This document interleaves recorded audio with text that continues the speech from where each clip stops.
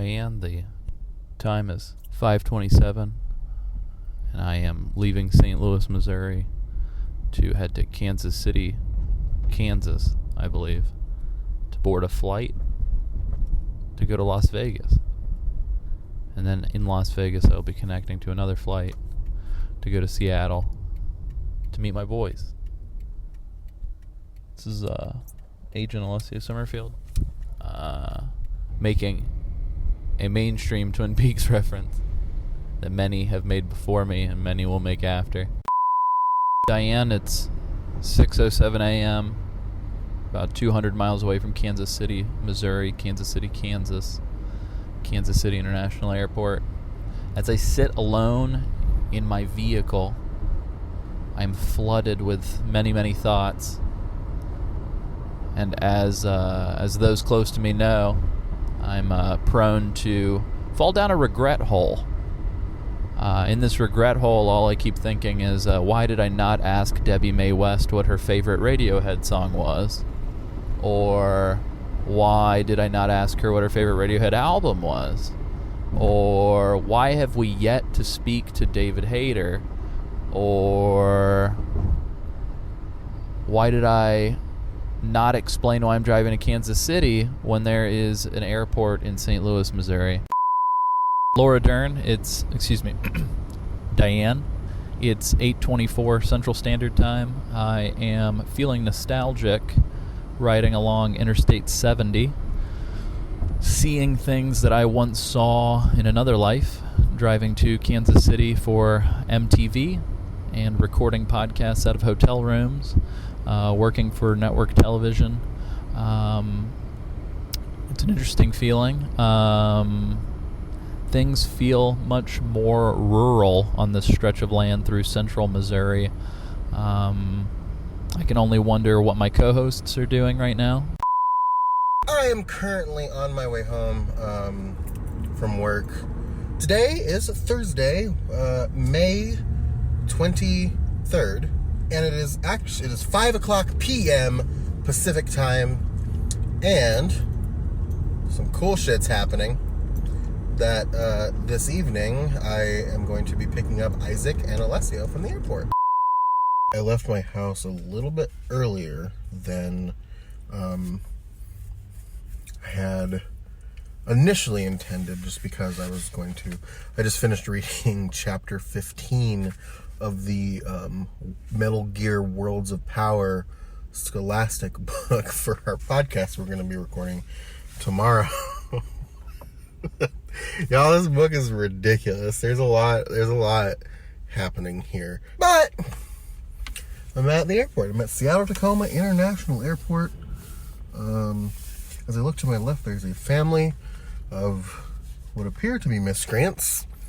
No, I don't know. I don't know if they're miscreants. They're all wearing like camping backpacks. They're like back and to my left. Back and to the left. Back and to the left. I'm going to go inside. Meet Isaac in the airport, and then wait for Alessio, slow ass, to figure out what the fuck he's doing. I think I just walked past Isaac.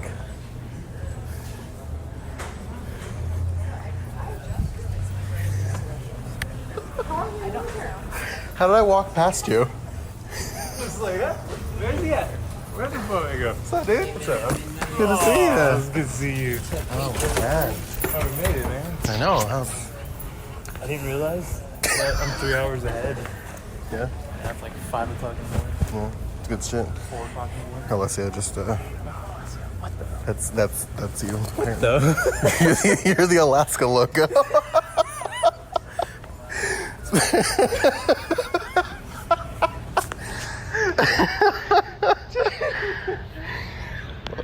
I need to make sure Alessio knows you're safe. Wait.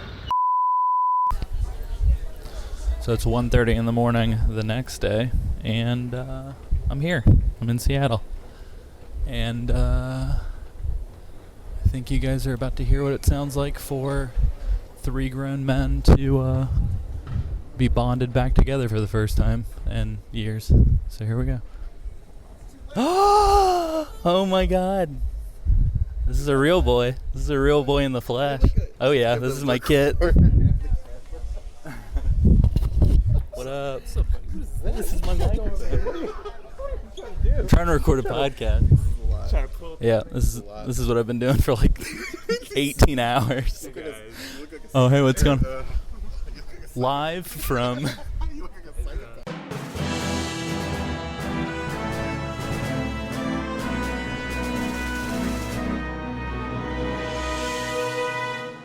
Ladies, gentlemen, boys and girls, welcome to a very special episode, a recounting episode, a walk back through time episode with Metal Gear Mondays live on the scene, in the air, and in your ears. As always, but not always, your host. I'm Alessio Summerfield, and this is a Games Club podcast. Joining me this week, I have some lovely dames. Sam Wright. I remember the first time the dame walked into my office. It was the worst day of my life.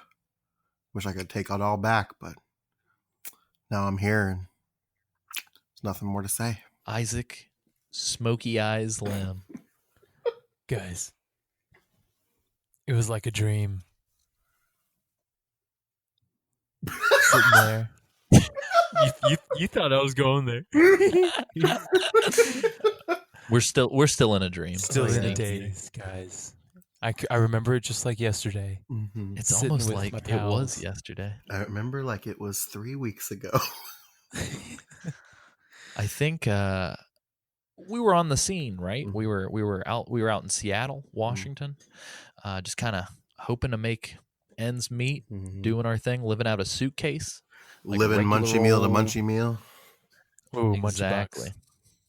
Let's recount on that a little bit, boys. We once we got in the car and Sam took us for his joyride. Where did we end up? What was happening? Well, we went to the offices of my good friend Jack. Jack in the Box, that is. Where Jack had been to the Slammer so many years they just started calling him Jack in the Box. But Jack knew what was up. Jack knew He what knew was the He had up, score. the goods. and Papa provided. Oh, Papa provided. Provides. For Can people I at tell home, you what's in this box? please, by all means. It was all the leftovers of that day. I can see it now. Slammed into the fryer. Mm-hmm. For one last warm up, A big, plump burger covered in mayonnaise. covered in Oh, drenched in Absolutely. mayonnaise, actually.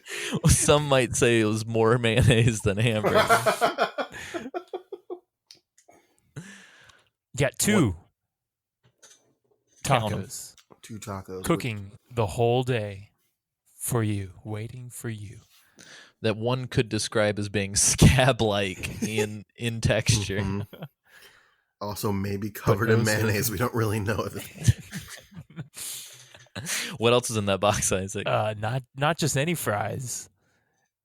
Well, you got fries, but a mixture of regular and curly fries. Hot damn. Deliciousness. Some might say too 2 many a.m. fries. So many fucking fries. Some might say 10 pounds of fries. Yeah, it was our first delicious, local, artisanal, handcrafted meal. It wouldn't Some be the told us last that that's time we what would the go washing. to Jack in the Box on this trip, but you never forget your first time. That's right. He tried to give you a special gift, Sam. Oh, that's He right. tried to throw his headset at me. Should have driven off with it. Yep. Should have mean mugged him as I But, went. Give him that Luigi stare. Mario Kart Luigi stare. But I was too Yeah. nice a guy. all the while taking somebody's order. Mm-hmm. Exactly. Would you like? Would you like curly fries or regular French fries? So why don't you go fuck yourself? I think you have a good day. Oh no. Yeah, and then that's what took us to Shea Wright. We went to Sam's house, his humble abode, his penthouse in the sky, and we My rested abyssal domicile. we rested our bones on mattresses made of air, and that's where we laid for the evening until we awoke. And Sam, you took us to some fanciful place I'd never heard of before. I believe it was the original. Yep. Pancake house. The original pancake house. The one and only local Washington original pancake house. The one of many. I was super excited. I was super excited to take you guys to the original pancake house because I did not realize it was not a local Washington establishment. And of course, me and Isaac discovered this when we were in the airport waiting for Alessio, because Isaac said, I think I've heard of that before. And we looked it up, and lo and behold, they're fucking everywhere. But there's like 4 in Georgia. Yeah. But they have the most delicious eggs I've ever tasted in my life. And so we went for breakfast. Yeah. Let's hear a little bit of that.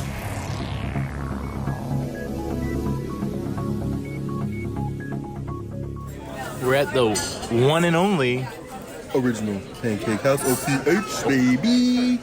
I'm getting this tattooed to my person after this. I wish you should see the logo. His little cronk. Oh, his little cronk. The logo, hand, he's like flipping a pancake with his left hand. And he's got like this like weird cronk hand. He's doing like a weird like. Oh hey y'all. This is business hand. We're just recording a podcast at a breakfast spot. I think. Yeah. This is great. Yeah. This is wonderful. We should do this for lunch too. We're gonna chart every meal. Every meal, we're gonna hold the recorder up to our mouths as we chew. Oh no! Backed by popular demand. What's everybody drinking? Orange juice. We got 2 coffees and an OJ. Black coffee. OJ's not the man, but the drink. He doesn't see color. I can't wake up without a nice glass of OJ Simpson in the morning. That's what happened to him after he got sentenced. They gave him to me, and I just slowly drained his blood. Oh my god! I drink OJ's blood to stay strong. You ever think how crazy it is that they... That whole situation? No. But like, on top of all of it, like, Ford shit canned an entire model of vehicle after that. Like, they never made the Bronco again. They're bringing it back. Are they? Yeah. Damn. Just in time. Yeah, right. Just time for us to film our video. Yeah. It's supposedly. You know who it is. Do we want to keep rolling through this? I'm nervous because I keep hearing all the kitchen sounds around us. So I don't want somebody to be like, oh, you guys should quit recording podcast from the middle of the kitchen. Podcast in a kitchen. I mean, we can stop it and listen back and see. Well, what did everybody order? Let's talk about that. Oh, okay. So I'm convinced that this place has the best scrambled eggs I've ever had. I'll be the judge of that. Yeah. So I ordered some bacon and eggs with scrambled with pancake and hash browns. Nice. It's good. Isaac. I ordered a plank of wood, a 2x4. It just reminded me of the. Have you seen the Soul Food sketch from Key and Peele? Sam, have you seen it? I don't think so. It's very good. Anyway, sorry. So explain to them what the I'm sorry, a 2x4. Yeah. 2 eggs Inches by 4 inches. Or feet by feet. Yeah. Whatever you That's like. a big. Or meters by meters. That would have changed step by step, huh? Meters by meters. Day by day. Week by week. Isaac, what comes? 2 eggs. 2 eggs. 4 by 4 pancakes. So I like that ratio. Yeah. 2 eggs by 4 pancakes. Carry the hash brown. To the third power of fruit. And I got 2 Swedish pancakes. what is that? They have lingonberries and they're silky smooth pancakes. Smooth with lingonberries. And then I got 2 scrambled eggs because Sam recommended them. So. I don't know if we should be making fun of the Dutch accent scenes we're about to introduce Stephanie Juice in a couple of days. True, which I'm not sure. Making fun. I'm not sure if that will come out before this. Our recording schedule has kind of turned into a little bit of a. We're playing Calvin ball with it. It's Merlin's bag from Sword in the Stone. Who knows what's in there? Fuck it. All right, y'all. We're gonna eat and then we'll hop back on the line and say hello. Hello. Enjoy. Hopefully this is fun.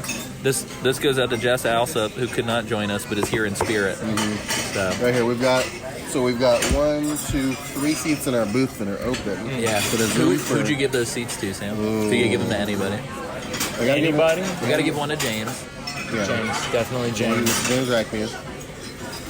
I feel like I have to say Tori. Okay, Tori. Tori's my best friend. And I think, contrary to popular rumor, I would give one of those seats to Cameron Hill. It'd be a lot of fun. Yeah. It'd be a lot of fun. I like Cameron. And on that note, God bless, one love.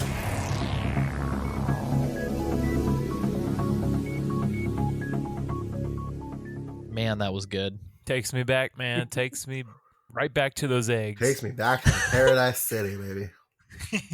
Wherever I am, whenever I am, I'm always still with those eggs. Mm-hmm. And there, yeah. I'm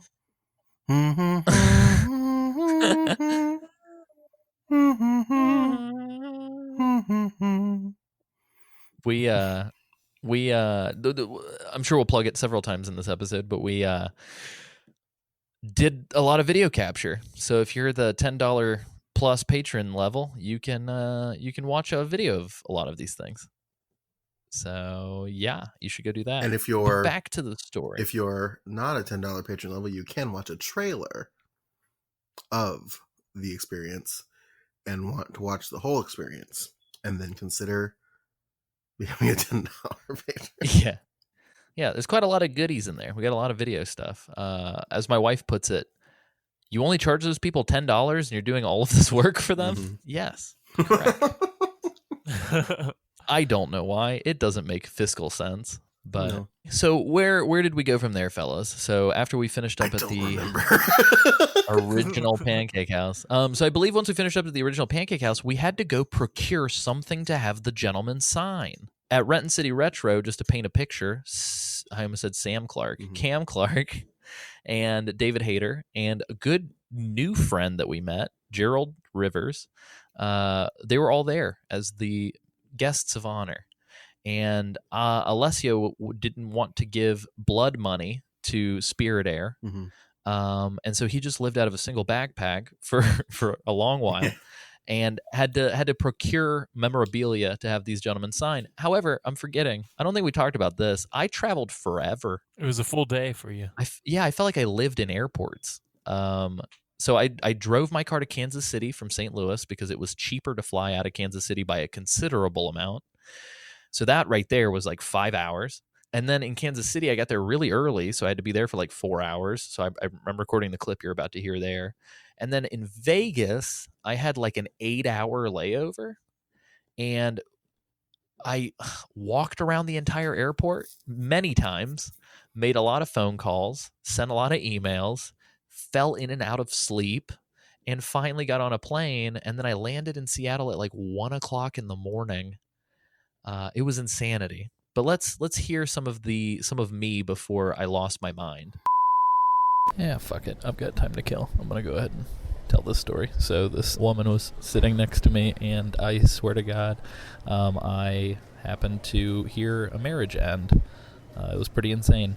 This woman was on the phone for like half an hour just chewing out her husband and saying some pretty inflammatory shit at like outdoor volume. It was pretty intense. Somehow, after all of that, though, it ended with her saying, "I can't even right now. I love you. I'll talk to you later," and then like hanging up and getting the hell out of here, which was crazy. I'm pretty sure she didn't even get on a flight. I'm pretty sure she just like left. So I don't know if the flight was like to go back home or what, but she just bailed. It was wild. So just brace yourselves for that. I might let Sam and Isaac know. But I wanted to share that with somebody. So anyway, there's sounds happening, so I'm going to go now. Bye. That was weird. An origin story, if you will. But yeah, so anyway, we had to go find some memorabilia. And so, Sam, where did you end up taking us? I wound up taking you to Game Over in Redmond, Washington, where we saw a number of things, including a Metal Gear Solid 5 guide, with lots of art in it, including the original artwork for Quiet, which was Scandalous. boob. Just boob. That's it. They also had a bunch of cool imports and just a bunch of cool stuff, but I ended up snagging a copy of Metal Gear Solid 2 Substance on the Xbox. It had a nice bright white cover. Yeah, a console he does not have. Right. So, yeah. So we procured that. It was pretty cool. It was Memorial Day weekend, which we had not planned accordingly for because me and Isaac had to spend a lot of money on airfare. And there was a nice little sign of Big Boss saluting the boss's gravestone at the store that just said like support Memorial Day and like buy some games. And yeah, so we did that, hung out in the parking lot, went and go to pee at Dick's Sporting Goods. We did, didn't we? Found some Yes, we did. found some extremely expensive like lacrosse gloves for some reason. Struggled real hard with paper towel dispensers. Not me, them. Huh? Excuse me? And then from there, I'm trying to think of where we went next. I think we just went. We kind of like did a weird like drive by my office. Right, several times we drove in a circle yeah. and yelled. We catcalled Sam's coworkers. We waved at Frank and talked to Sandra. Good old Sandra. What else did we do, guys? I think we pulled up to the Nintendo of America headquarters and screamed, "Give us Reggie!" Yeah, don't we have? I know that's part of the video, but I really would like I'm pulling audio from some of those. Yeah. So if we could hear us screaming, "Where's Reggie?" That'd be great. Hey, Nintendo Americas. She would never do that. She would never. Where's Reggie? Where's Reggie? Where's Reggie? Reggie! Reggie! Oh, dude, you guys want to get dressed up like Crash Bandicoot and step outside with a megaphone and be like, "You're bullshit." Reggie! And then we went to Fred Meyer. Oh yeah, we heard Kirkland, Washington. sweet Debbie May. Sweet Debbie Mae West over the intercom telling us about specials. Yeah, Alessio almost spent too much money on anti-acne face wipes and then opted out. Mm-hmm. We got some Coca-Cola for our beautiful, beautiful friend Cam Clarke. And some charcuterie for something. Yeah, some charcuterie to munch on while we recorded a Patriot Club that night. Mm-hmm. What else did we do that evening? I think that's about it. We played some games. We recorded. We recorded the great Word book. of Power. I thought that was the next day. No, That was that. we did that right before. Did that right before we went to the party on Friday. Oh, very nice. Yeah, and then we went to the VIP party. We've got tons of audio of this, including David reading snippets from the book. Yeah. So let's cut to that.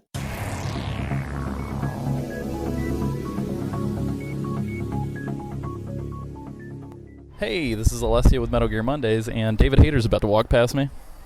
Let's let this roll. This is so weird. Hi, how are you, David? I am, yeah. Hey. Hey, what's your name? My name's Alessio, and I run a Metal Gear Mondays podcast. Metal Gear Mondays. Absolutely. Wow. How are Nice you? to meet you. Is it okay that I'm rolling a recorder? Is that all right? It doesn't bother me. Perfect. Metal Gear Mondays. We actually interviewed Cam not too long ago, Oh, so it's sweet. really nice to meet you in the flesh. Well, so nice to meet you as well. Yeah. Thank you. We'll see you inside. I'll let you go, but I appreciate it. We'll talk to you in a little Nice bit. to meet you, Jeff. Yeah, absolutely. That was insanely surreal. I just shook David Hayter's hand. What the fuck? That was amazing. Yeah, I guess we should go inside now. We have to talk to Cam. Let's do it. That was amazing. All right, we're going inside. Reporting live from the VIP party of the Renton City Retro. Isaac's pushing me. Hey, it's Metal Gear Mondays. Yeah, so we're hanging out here in the middle of this VIP party. We're just having fun. We made some friends. Yeah, we made a couple friends. Snow, Markiplier. What's that guy's name? Which guy? Mark? The guy. That guy? Spencer. No. Who's Spencer? Jeremy. No. The guy that you. Steve. Trevor. The guy with the YouTube thing? Yeah, I think it's Trevor. Kevin. No, it starts with a T. What are you talking about? The guy with the flash shirt. Yeah. Yeah, his name starts with a T. Is it Trevor? No, yeah. Did you figure out how to get up there? Oh. All right, we're finding sneaky extra backdoors. Anyway, we're hanging out with friends at the Renton City Retro VIP, and we'll be chiming in throughout the night. Here we go. There's David. Do you have a Coke for him? We do have a Coke for him. I gotta go. Makes sense. Here, hold this. I'm gonna go find my beer. Okay. He just left his beer just laying around like a psychopath. There could be, he has the book. Could be roofies in there. Oh my God, it's weird hearing it. It was a lot. Did you like his sunglasses? Very much so. I have got a message for you. Yeah. We spoke with Debbie Mae West last week. She told us to tell you she said hello. Oh, yeah, And fine. Chris Zimmerman also said hello. Excellent. And then who was the other one? Dean Schofield said hello. I don't know if you remember Dean. And then Quentin Flynn also said hi. Those are my friends. Yeah. Yeah. That's Cam Clarke. Where? No. Hi. What is your name? Snow? Hi. This is ridiculous. Sam, Cam called us his friends. I know. What's up with that? It's weird. Do you have the message from Quentin? Yes, so Quentin also says hello. Quentin Flynn. Of course. Yeah. Nobody said anything insulting? No, so Quentin Quentin definitely does. Yeah, we would like to at some point, obviously not necessarily in person, do some sort of interview with you. And so Quentin's message to you from us was, do the damn interview, David. Do the damn it. You want me to hold it? Oh, I do it right. I guess he was also at Secret Wars with you. He played right. Captain America, and I was Captain America. You were Captain America, and he was Johnny. Johnny Storm. I really hope this recorder doesn't sound like straight dog shit. Yeah, it does. Oh, Is it no. recording? Yeah, I've been Oh, cool. It doesn't. So how do we play this? Because he's here for a little while. Do we ask him stuff here? Later. Right. Let's let him breathe. He's gonna be here No, for a no, while. for sure. Let's like, Bombarded by yeah. Let's do some VR. Let's finish our beer. Yeah, let's do that. Yeah, I'm almost done with my beer. David's looking at me again, and I don't know what to do. Why don't you go say hi to him? David, I feel like I have to ask you, just because we've been like getting more and more interviews. Yes. If I sent you, like, would you be open to an audio-only interview for our podcast? Not now, but I mean at some point. Like if I sent, like, how do we correspond? Because I can't find an email address for you. I just have like a phone number for your agent. Yeah, I mean, it'd be easier for me if we did it here, Okay. if you want to. Oh, okay. Yeah, that'd be amazing. Yeah. Let's just do it here, Okay. or ask Amelia when a good time would Okay. be, and I'd be happy. That'd be amazing. Yeah. Whatever you're free for, I just want to, whatever's most convenient for you. Yeah, well, that's easy because I'm here to work, but when I'm back home, I'm Yeah. I'm doing less interviews and stuff. Right. I'm just like I'm sure you're working on writing and all that stuff. just got a lot of stuff going on. So Yeah, of course. Okay. But up here, I got nothing to do. So Okay. Yeah. anytime. Cool. That sounds great. Yeah. I felt I would feel remiss not asking. So yeah, Well, I appreciate that. It seems to dovetail with your podcast. Right. A little bit. So, thank you. That's amazing. Of course. Cool. Well, we will give you space to breathe, I guess, at this point. No, this is what I'm here for. I'm here to hang out with everybody. Very cool. I don't have a pen. Have you ever seen this book? So Scholastic published this in 1990. Yeah. We had a listener, Sean from Kansas City, mail us this, and we did an episode covering this book. It's very goofy. That's very cool. It gives Solid Snake a name, Justin Haley, and I don't know why. It's very surreal. Wow. But yeah, it's original Metal Gear. But Justin Haley had a strange feeling about this place. Something was in here. He was sure of it. it's amazing. No, I love it. Thank you. That's phenomenal. That's hilarious. Yeah, this is very bizarre. I don't know if you can tell, they photoshopped the gun out because it's a kid's book. And somehow Snake gets through the whole thing without killing or hurting anybody. Is he just dancing? Yeah, What's he I have doing no there? idea. Yeah, I'm not quite sure. It's very bizarre, but yeah. That's hilarious. Yeah, it was a kid's novel published in 1990, Scholastic and everything. Oh, apparently Seth Godin, like the business guru, published this book. That was a weird find that I found in there. Wow. But yeah, a little Metal Gear memorabilia. So, woo. Absolutely. Well, that was it. That was worth the flight that I just sat on for like 18 hours with layover. So thank you, David. I appreciate it. Thank you. My pleasure. Shall we meet some more people? Sure. After you guys. Say hello. All right, we're going to pause this for a little bit. I'm going to go breathe. I don't know if you guys heard. David would be open to doing the interview here while we're here. So that's great. We did it. I'm sorry. Calm down. Chill out. Hey, You're doing great. We did it. You're doing great. Hey, you're doing great. slap him harder. Slap him harder. I kind of want to just like roll ass and just. That might be I love it. I'm so nervous. This is so weird. He was shaking too. So the listeners at home can't hear this, but David's hands were trembling while he's flipping through our Scholastic book. Like, Sean, I just need you to know that David Hayter touched your book.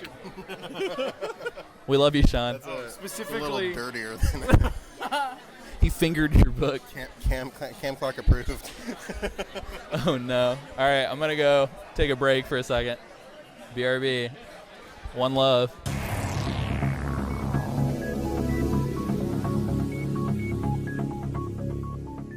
Jumping backwards in time, we also talked to Cam Clarke, who met us in person for the first time, and I'm so fucking glad we were recording audio for that. So here's that as well. All right, so we're trying to give Cam Clarke his Coca-Cola. He's being a ham with David right now. And the voice of M. Bison's just chilling in the wings back here. Just hanging out. It's him. Yeah. Yeah, right? Yeah, let's get him. Come on, Sam. Hurry, Sam. Get in there. I'm Sam. This is Sam and Alessia. We interviewed you a while back. It's nice to Pleasure to meet you. We brought you a Coca-Cola. We brought you your Coke. Hey! yeah, this deserves a hug. For one This is of really nice. This is our other co-host, Isaac, by the way. Oh, hi, Isaac. He wasn't able to be there. Yeah. Nice to meet Nice you. to meet you. Yeah. Do you know a fella named Dean Schofield by any chance? Dino Schofield? Yes. So we just interviewed him, Yeah, and we he just talked talked to him. all about portraying a gay man in Archie Oh, in Bunker's Archie place. Bunker. Yeah, it was Dino wild. is one of my oldest and dearest Yeah, he told us to tell you he said hello. We also Miss Chris Zimmerman Salter also would like to say hello to you as well. Yeah, we're talking to her on Friday. Great. So yeah, it's wild. And we talked to Debbie Mae West. I don't know if you remember Debbie. She wanted us to say hello to you as well. Everybody, Oh, great. Will you please send sloppy wet kisses? Of course. A little tongue in the air. not like drippy, just Of kinda course. just enough. a little nibble here. Yeah. And maybe a quick.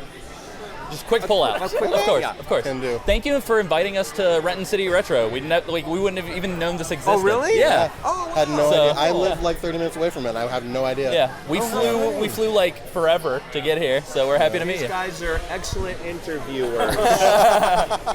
Thank you, Cam. Well, we'll let you go on with your night, but Before we forget, we wanted to present liquid with a Coke in a can, no straw. no straw. Just like we said. Yeah, but it's room temp. Oh. Take this shit. What the hell? Damn it. Oh, no. That's why I gave it to you. Of course. You were supposed to Well, cool it in your... thank you so much. Somewhere. I would cool it somewhere. In my cold heart. The joke would go the other way. Of course, it's of fine, course. it's fine. But thank you so much. Oh, you yeah. bet, guys. We'll find you around the festival floor here. When do you post? I think we actually posted it already. Oh, did yeah, you? Yep. And the highest listenership ever. Oh, yeah, we really did. We had a lot of listeners. We really did. We really did. We really did. See, your voice is getting higher the more you lie. No. I promise I'm not lying. Well, yeah, don't let us keep you. I just wanted to say hey early on. I'm shy around. Cam Clarke shy? No. Thanks, Cam. Bye. Yeah, absolutely. We're here. Cold Coke. Put it on ice. Note to self. Cold Coke. ¿Hablas español este? Not me, him. ¿Qué es él, pues? Es mexicano, pero... Pero no hablas. ¡Qué porquería! ¡Qué sinvergüenza! Hola. Hola. ¿Cómo te llamas? Soy Marcos. Marcos, un placer. ¿Y tú? Arturo. ¿Arturo? Bueno, es mi nombre segundo. Así que mi nombre es Cam, pero no suena tan... Camarón. Está bien. Camarón. I love that, man. That's so wild. Note to self: cold Coke. Cold Coke. Cam Clarke, Cold Coke. Cam Clarke, Cold Coke. It's our vocal warm-up. A delightful human being, that Cam Clarke. Absolutely.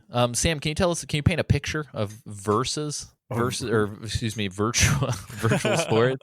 Actually, before that, we met a friend in the parking lot. Yeah, we did. We interviewed somebody. We interviewed a lot of random people on the street, but this is the first. The first interview with our now friend Mark Ochoa. Hello, Mark. We hope you're listening to this. Hey, what's up? This is Alessio from Metal Gear Mondays, and we're talking to a fella in the parking lot here outside of the VIP party for the Renton City Retro. Would you like to introduce yourself? Yeah, this is Mark Ochoa from Washington, originally from Wisconsin, but moved out here because I heard life's better out here. But is life better out here? With excitement, yeah. the living wage, no, I don't understand this shit. That's amazing. So, Mark, you said a friend invited you out and then bailed on you? Is that what happened? I wouldn't say he bailed. It's just that, like, hey, come check this out. This is cool. And then he usually does a lot of cool shit around here, and he introduced me to a lot of cool events. Nice. I just went to 2 events that he didn't go to. Nice. But it's whatever. I took the opportunity and jumped on it. I actually won a free ticket to come here. Nice. It was the weekend, and then I talked to the people on their Facebook page. I was like, hey, how much would it cost to upgrade to the VIP? And they said, just pay the difference. You're solid. So that's what I did. That's what I'm going to do. And so. Nice. You said you should go to this thing. I'm not going. I'm not going to be but there. You should go. So we're hanging out outside of Virtual Sports out here in, where are we? Tukwila, Washington. You said you were super excited to see David Hayter. Very excited to see him. I was just, ever since I was a little kid, I always played all the Metal Gears. My older brother introduced me to that, and I just fell in love with it. The play style was totally new to me at the time. So, because a lot of the games were just really action-packed and everything. And so, the fact that you could sneak around and, fuck shit up while you're sneaking is just all the more better. And I just got enthralled with the lore and everything. And so, I'm just here to meet the guy that voices such an iconic character. And you said you were gonna ask him a question. I was gonna ask him at least one question about why he didn't get an invite from Metal Gear Solid 5. Yeah, you jokingly compared it to like camping with your friends every year, and then David just didn't get an invite one year. It's like they just forgot it. Oh, I must have we got lost in the mail. Sorry about that, buddy. We're still out here if you want to come, I guess. That's amazing. Well, dude, that's awesome. We're gonna hop in. We're gonna go inside of Virtual Sports, and we're gonna see what life provides us. So this is gonna be awesome. Thanks for talking to us. Cool. Yeah, no problem. And then, after a slight confusion, we went inside of Virtual Sports. We met our friend. We met a new friend, Snow. We had some beers. We tried to play Fortnite. It did not work. And then David and Cam rolled up, which you heard. And then the weirdest thing happened. David Hayter asked us to play laser tag. But only one would be able to. Yeah, let's talk about that a little bit. And I'm sorry, I feel like this fucking squeaky chair that I'm in. Can you guys hear that on your end? A little bit. Well, now that you're calling attention to it. Oh no! I You're fine. think I'm gonna strike this chair and stand. I think because it was doing this before too. I apologize. Okay. But yeah, so the David Hayter thing was actually kind of interesting. So David, I'm not really sure why. I mean, I'm very happy that he did this. Kind of like he was on one side of the bar, I was on the other side, and we were separated by a guardrail. And I think I was talking to Cam about something. And David just kind of taps me on the shoulder and he's like, hey, you want to play laser tag? And I'm like, yes, I would love to play laser tag.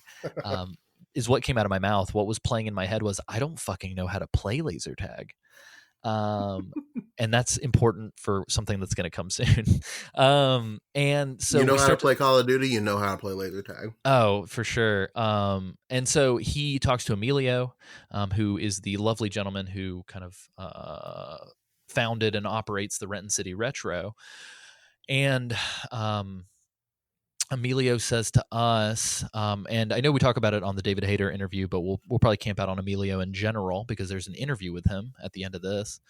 But Emilio says to us, he's like, hey, David wants to play. Would you guys be interested? We're going to kind of curate a small group so that not everybody goes nuts.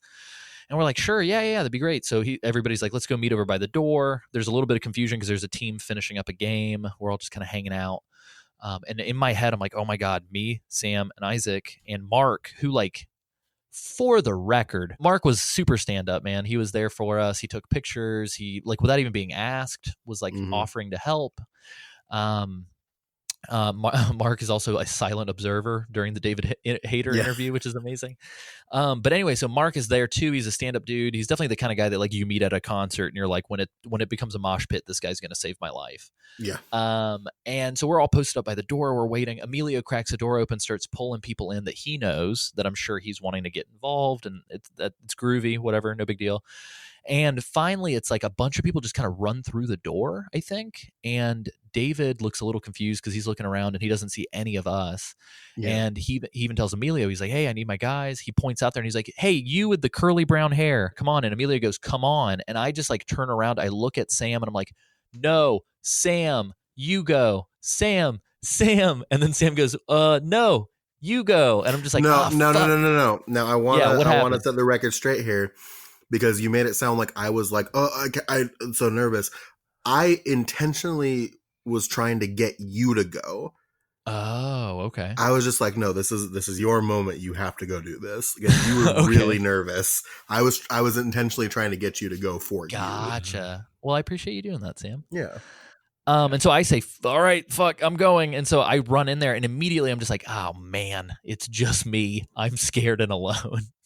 And so I'm like sitting in the back corner, and David and Cam, and I guess you guys don't know a lot of this, so I'll go into detail because they didn't allow us to take, like, they were very hardcore about like no cameras. Mm-hmm. And they wanted it to be like a special experience for the VIP people. And they just wanted to do something special and intimate because it's a small convention in a great way, not in a bad way. It's just like a very curated, intimate convention. And so they were very hardcore, no phones, blah, blah, blah. So I couldn't record anything.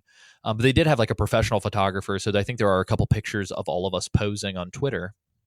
But David and Cam stand up there after they go through the rules and the spiel, and David and Cam are just being hams. They're just like bantering with the rule person and totally in character, being goofy. And they go up there and David's like, all right, team solid. And Cam's like, all right, team liquid. And they're just doing their thing. Cam's just being super goofy about how they're going to get their asses kicked. And David's just having fun. And so they're like, we're going to pick teams like kickball. And so the whole time I'm like, oh shit, whose team am I going to end up on? And Cam up and down later was like, I swear to God, I didn't know you were in the room or I would have picked you. And I'm like, oh, it's totally fine. So David picked me. I think it was like the third or fourth pick. I'm just fucking glowing like a pregnant woman this entire time. And they come out, and the funniest thing, they come out and they give us all of our, they had like fucking weighted vests. The guns were like real guns that had been like repurposed. So they're heavy as fuck. And they have CO2 in them. So when you shoot, it like vibrates. It was crazy. And they go through everything, and Cam pulls me aside and he's like, hey, Alessio, can you show me how to reload my gun? Opposite teams, mind you. Yeah, opposite teams. And David comes up and he's like, Alessio, what are you doing? Why are you helping him? And I'm like, it's Cam. I have to help him. And David's like, all right, hurry up. And so they go. And I need to put this out there. So Gerald Rivers was also on our team. So I'm playing laser tag on Solid Snake and M. Bison's team, which is insanity. And Cam goes, look, Alessio, when you see me out there, I'm just going to need you to unload all over me. And then he pauses, puts his hand up to his mouth and goes, oh, well, either way. So we go out there, and the guy who was our referee, we actually interviewed. So I know it's a bit later on in the show, so I don't necessarily want to jump to it now because he talks about some future stuff. But you'll hear from him later in this episode. And super sweet guy. We go through all the rules, everything like that. I thought I was going to do fucking horrid. So we did 3 rounds. The first round was team deathmatch. The second round was King of the Hill. And then we closed on another team deathmatch, I think. And for King of the Hill, and this whole thing is built like a fucking training complex for a SWAT team. Like there's like rooms and like obstacles and choke points and all kinds of stuff. And they're very specific. Like you can't run. You can't just like camp out and shoot people while they're spawning. You can't be past a certain line or whatever. And so me and another guy, we were like, all right, we got this shit. So I'm like, my fucking heart is thumping this whole time. And they are just pumping in the Doom theme song as the music. And so I'm just like on a fucking blood rampage. I'm like, we gotta go fast. And I'm just like, yes. And I find this corner where I can see clear across the map without having to leave this little corner. And I'm just like hiding behind the wall. And anytime I see shadows, I'm poking out, and it's like 2 shots, they're dead. So I'm on like semi-auto. I'm poking out and I'm just like, ba ba ba, you're gone. Ba ba ba, you're gone. Ba ba ba, you're gone. And I'm literally doing this the entire fucking round.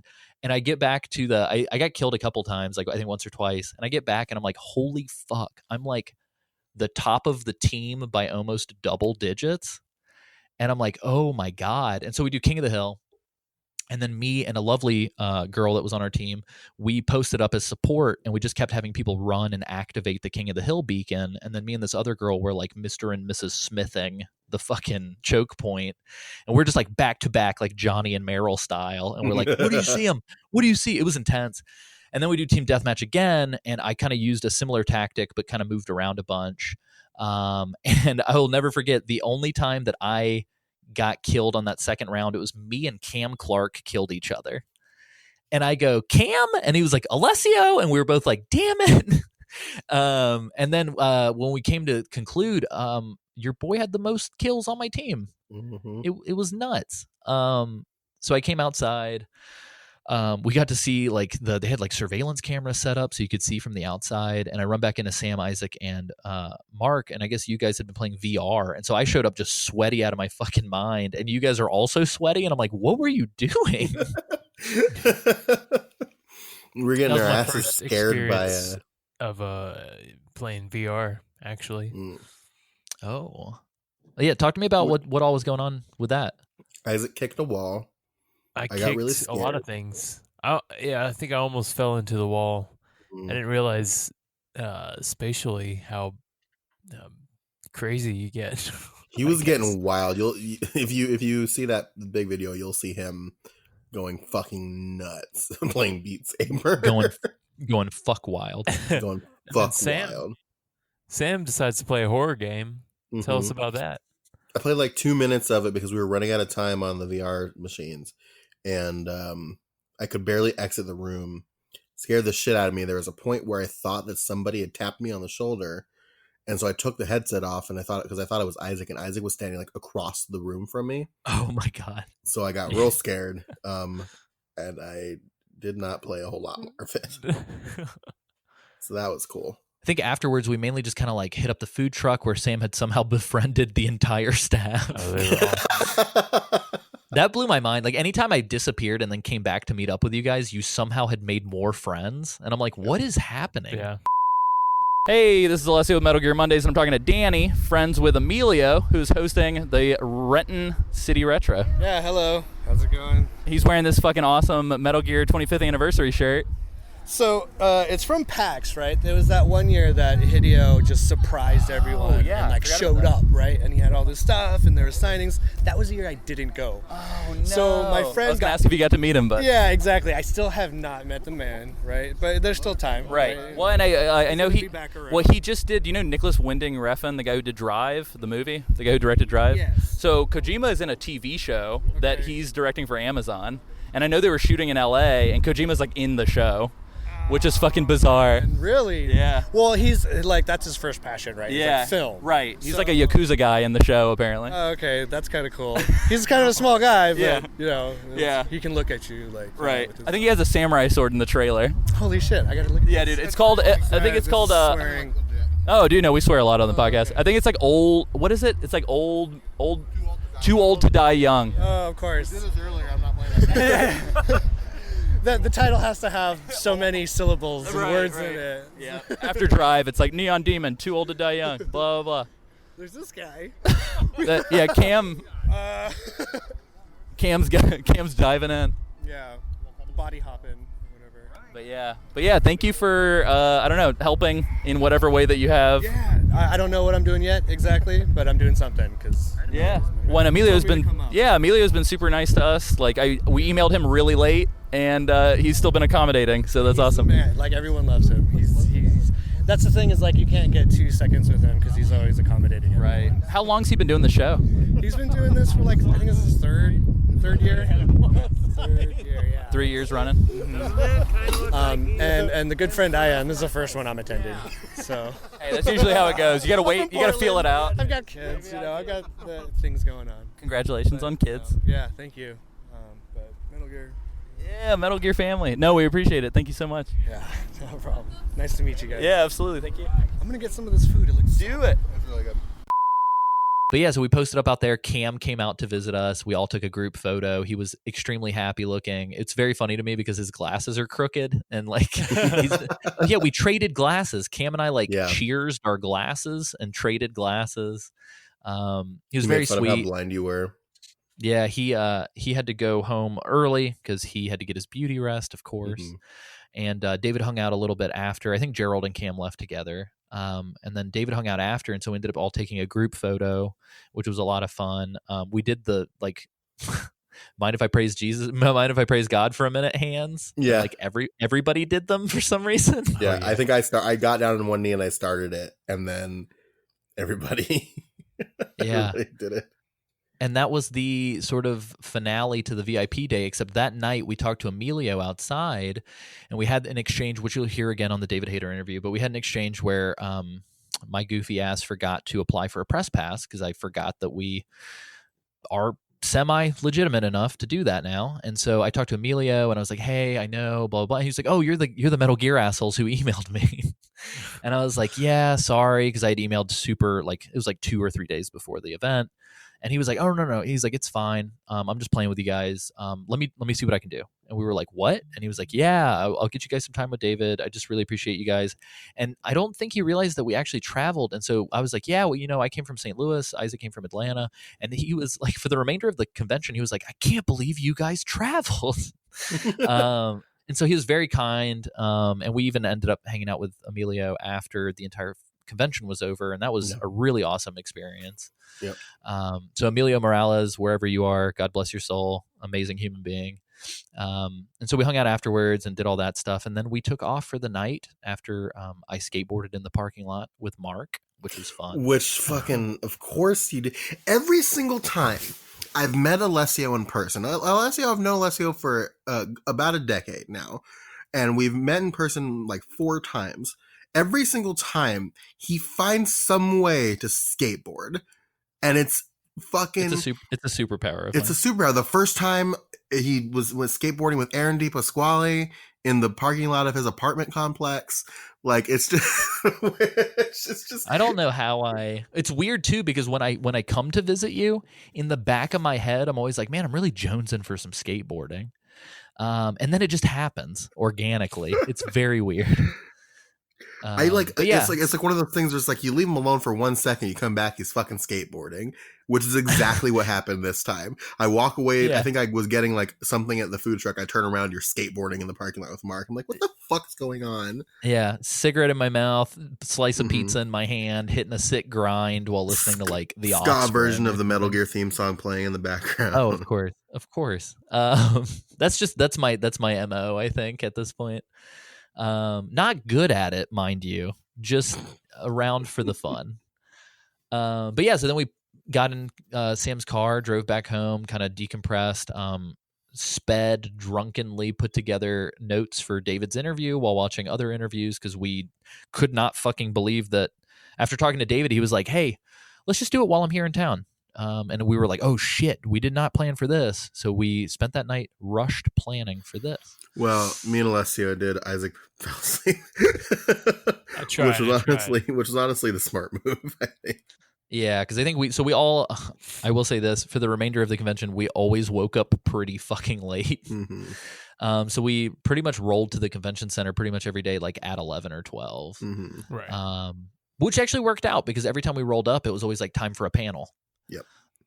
So we showed up to the convention. There's definitely videos of this. We showed up to the convention on the first day, met our boy Mark, and then proceeded to hand Coca-Colas to Cam Clarke for the second time. Mm-hmm. Why did he reject it the first time? Because they were room temperature. Yep. So we came back with 2 chili boys. Mm-hmm. They were ice cold. I gave him 1 room temperature Coke on Friday. Came back on Saturday with 2 ice cold Coca-Colas. For those who don't remember, why did we bring him the Coca-Colas, Sam? Because if you remember the interview we had with Cam Clarke, he made a reference that Liquid wanted Coca-Cola in a can, no straw. And who are we to deny Liquid Snake? There's a new friend of the show, Snow. Follow her as Forbidden Kraken on YouTube. Oh, there's Mark. Mark! Hey, what's up, dude? Get him on video. We met a friend again. Hey, how's it going? What up, dude? It's good seeing you. Is that a Breaking Bad? It is. It's actually a Breaking Bad and BoJack Horseman. Oh, that's amazing. Oh, that's so cool. Breaking BoJack Horseman. Yeah. All my life, all I wanted was Barbie Coke on ice. My whole life, I was too poor. Then I met these sweet little boys who had no money either, but they scrimped and saved and they sold their bodies on the corner to buy me not one, but 2 Barbie Cokes. I'll never forget these guys. Turtles fight with honor. And things go better with Coke. How much money do I get for advertising? We'll talk with our rep. We'll talk about it. Man, I'm so over this. Karma hates it. I love it. I was going to have you sign this if that's okay. All right. I also need a Musketeers photo of the whole game. Oh, yeah. Thanks for stopping by. It's been a pleasure to meet you. Sorry if I enjoy a refreshing moment of Coca-Cola.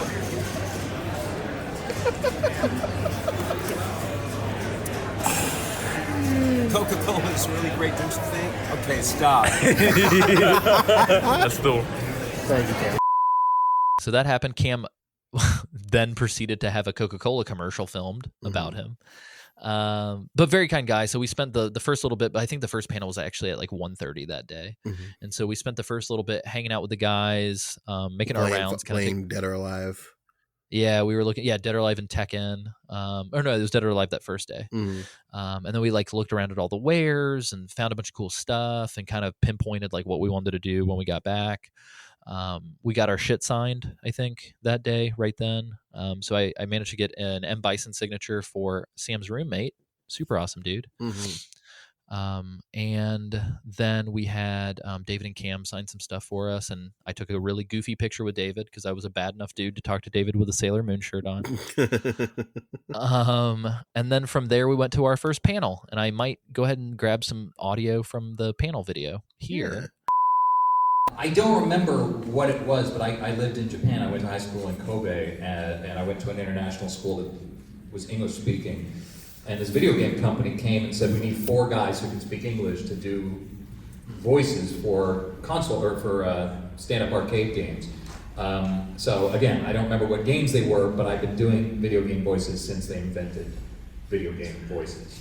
And you? You got a much more impressive video game career or voiceover career than I do. Oh, well, it's true.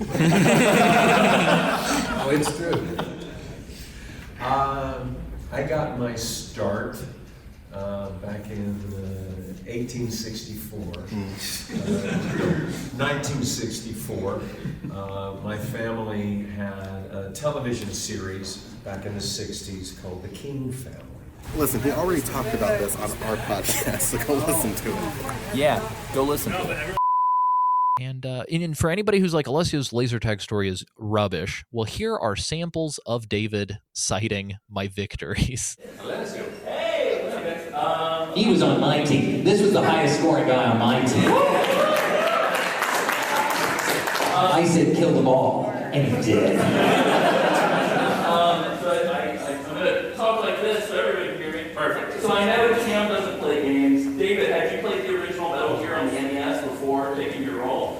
I did not. Not because I didn't want to, I just didn't have an NES system. So, no, I would love to play. That's right. Okay, you caught me. I totally have one and I didn't want to play it. No, We're the NSX version because you were in Japan. You gotta cover my ass. Right. Yes, always cover your ass. That's Hollywood rule number 1.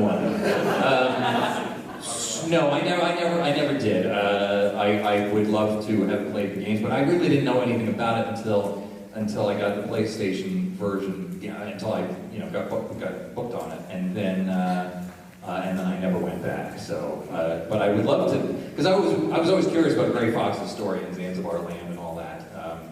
So I would love to play it someday, but waiting for the re-release on something that I've got. I think the best part's just the way that David says, and I told him to kill all of them, and he did. Yeah, that was my. I think that was my favorite thing he said to us the whole time. Like, I just fucking lit up. I was so happy to hear that. But yeah, I had a lot of fun on that panel. What did you guys think of the panel? I thought Randall did a killer job. Yeah, it was a very cool panel. Hearing Snake and like what Jesus, Cam and David talk about experience in the industry and all kinds of stuff. It was a very fun panel. We were front and center.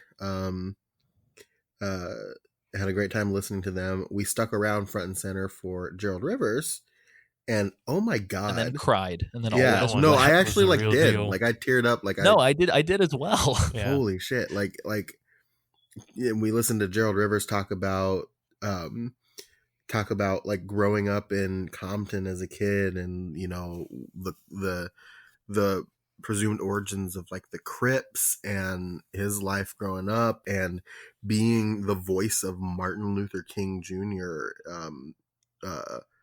With the blessing of the King family, and just like his it was such an incredible like panel, and it was very much about like it was voice acting in video games for the first half of it, and then I think Alessio kind of was the one that set it all off. He asked a question because Gerald is Ahab in production of Moby Dick, and Alessio asked what's your white whale, and Gerald just says racism, and then it gets real. Yeah, the moment he, because he paused for like a millisecond, and then he just fucking hard snapped into racism. And from that moment, I just wanted to stand up and be like, it's about to get real. Because the whole rest of the fucking 30 minutes that were allotted, it was just us on a fucking joyride, and it was insane. Yeah. So such a wonderful experience, like just hearing him talk. Gerald, who we just discussed, he's the voice of M. Bison. He's also the voice of some other characters, X-Death from the Dissidia Final Fantasy games and various other characters. Yeah, so that was what we did, and then we went back to the convention. Yeah, hung out with our buddy Mark some more. I think that when we got back from the panel is when you and Isaac, I think I was in the bathroom, as I often am. I'm the opposite of Johnny. I just pee all the time. And Sam and Isaac had befriended Randall while I was away. And that's when I found out that we were going to talk to Paul on the show. We got more food at the food truck. Yep, because that same food truck was at the convention, and it was fucking dope. I remember, it was so good. It was so good. I wish I remember what it was called. It's like same. I can't remember. Same. That night, something special happened after though. We did our first drink up meetup. Yeah, we did. Oh, but before that, we met a friend for food, right? Yeah, we met Jordan Carroll, who bless you, Jordan Carroll, who ultimately I think is the reason why we're even doing this podcast. Honestly, yeah, he's the only reason why we know each other. Yep. Because if Jordan hadn't started the website, Tony would have never talked to Alessio. Alessio would have never come to the website. Never would have. So all kinds of stuff. So who knows what would have happened if not for Jordan Carroll? But we met Jordan Carroll for pizza, and then ate some very, very weird experimental style pizzas that were very good. Can we talk about how the IT director from Twitter thought I was recording his conversations? Oh yeah. That was surreal. So we're just sitting there doing our thing, and I had been carrying this like handheld recorder, which you're hearing all this shit from, in which, my mind pocket. You, looks like a taser. Yeah, and so I had been carrying it in my back pocket because my front pocket is where I keep my wallet and my headphones, and so I pulled it out. I pulled it out and just kind of left it on the table, and I didn't realize it was like aimed at these people sitting next to us. And he just kind of taps me on the shoulder and he's like, "Hey, what's that?" And I was like, "Oh, it's a handheld recorder." And he kept asking questions, and I was like, "Hey, not to be weird, but I'm just gonna cut to the chase. Are you guys nervous that I'm recording you? Because I promise I'm not. I can take the batteries out if you want." And they were like, No. Why do you have that? And so we then started to tell the story of the podcast. And then like in that moment, he found us on Spotify and subscribed to us in front of us and was like on it. And I was like, okay. And then I realized that I never asked him about himself. And so I was like, oh, well, fuck, let me correct this. And so I was like, well, I never asked you what you did. And he's like, oh, well, I'm one of the IT directors at Twitter. And I was like, what? And immediately, because Jordan works in software development and like web dev. And so immediately I was like, well, Jordan here fucking works in software dev stuff. Like, you guys should sync up. And Jordan's like, oh, hey, nice to meet you. And then we get all of our pizza, and they're very kind. And yeah, so I don't know if that guy ended up listening to the show, but I hope he did. After this moment happened, Jordan departed from us, and we proceeded to march our way to Spin, where was the Macy's before or after Spin? It was after, on the way back, because we could see it with our eyes. That's right.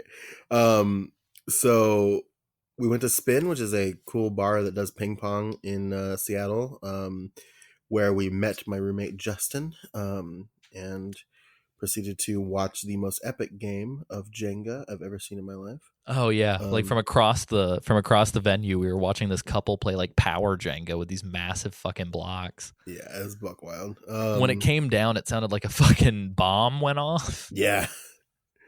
And I went after the game ended. I walked up to them and said I told them like how much I fucking admired their game of Jenga, and they were just really thankful somebody was watching it, because you almost couldn't believe how ridiculous it was. Right. Isaac, what were your thoughts on Spin? Oh, I loved it. It was a cool little slice of Seattle life. Slice of Seattle. Is that what y'all do on the weekends? Yeah, dude. It was cool. It was a ping pong bar. Bar. They just had like lines of ping pong tables and ping Just had pong lines balls of all cocaine over the place. everywhere. Yes. Mm-hmm. That was amazing. A bathtub filled with ping pong balls that we did partake in at the end of the evening. There were Isaac befriended the bouncer because he was from Atlanta. Oh yeah, Savannah. He's from Savannah, baby. Savannah baby. I'm from. His name was Atlanta, actually baby. Savannah Baby, which is funny. Yeah. Got a problem with that? No, Wow. not at all. But yeah, we it was just us, Mark, and Justin. I wish that some folks would have come out, but I think we're just Don't getting shame started. the listeners. No, I'm not. We're just getting started. We'll do another one once I have concluded my move. Hopefully, we can get together in Atlanta, get some of that Chattanooga love from Tennessee. Cole Duncan. Cole Duncan's the only 10 I see.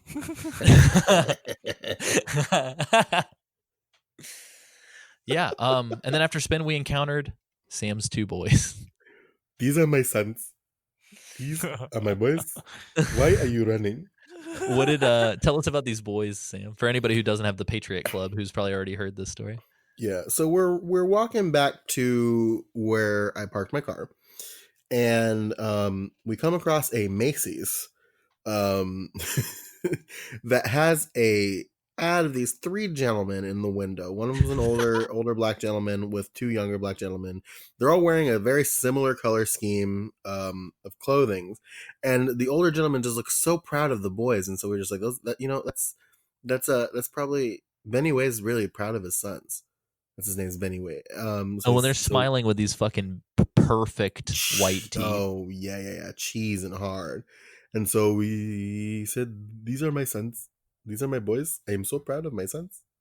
Yeah, we were just dying. Well, and then we encountered more skateboarders. There were a bunch of nighttime skateboarders. Yeah, dude. You can never kill the skating spirit. And then the car garage ate Sam's car. Yep, we thought. Yeah, we were very scared for a second because we couldn't get into the garage to get out, and then we were afraid that we couldn't get out of the garage once we finally got in to get my car. So it was a harrowing experience.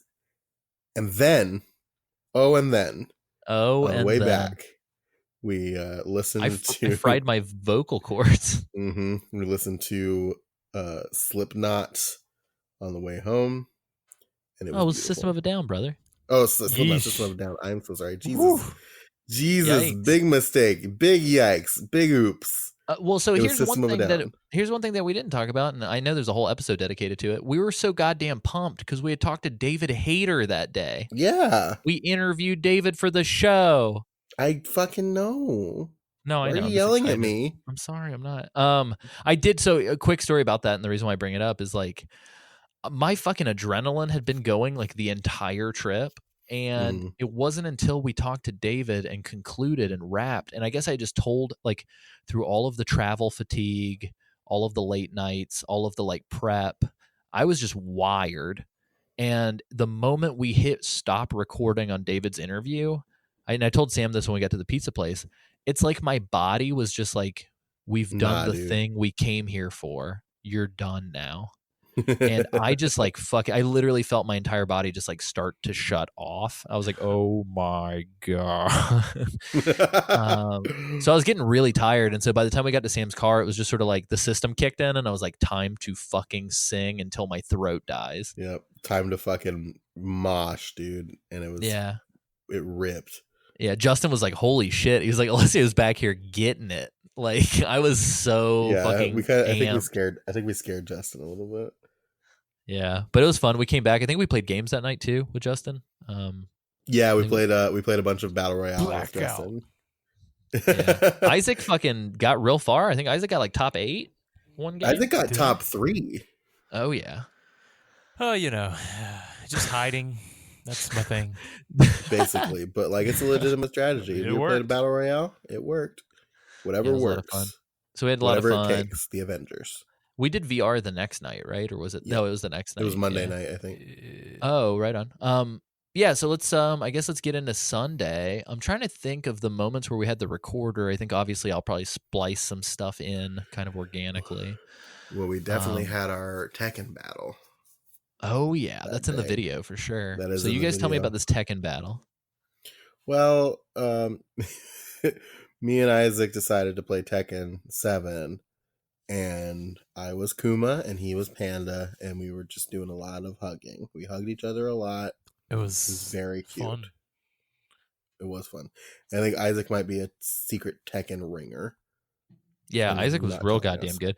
Well, and speaking of Tekken, Mark had been whipping my ass at Dead or Alive like consistently. And since then I have procured Dead or Alive 6 and have been training for the day that I can fight him again. But we started playing Tekken 7 and I forgot Akuma is in that game. Mm-hmm. And so I was like, oh shit, Akuma's like my main from Street Fighter 4. I was like, let's fucking rock. Like I'm going to show this dude what's up.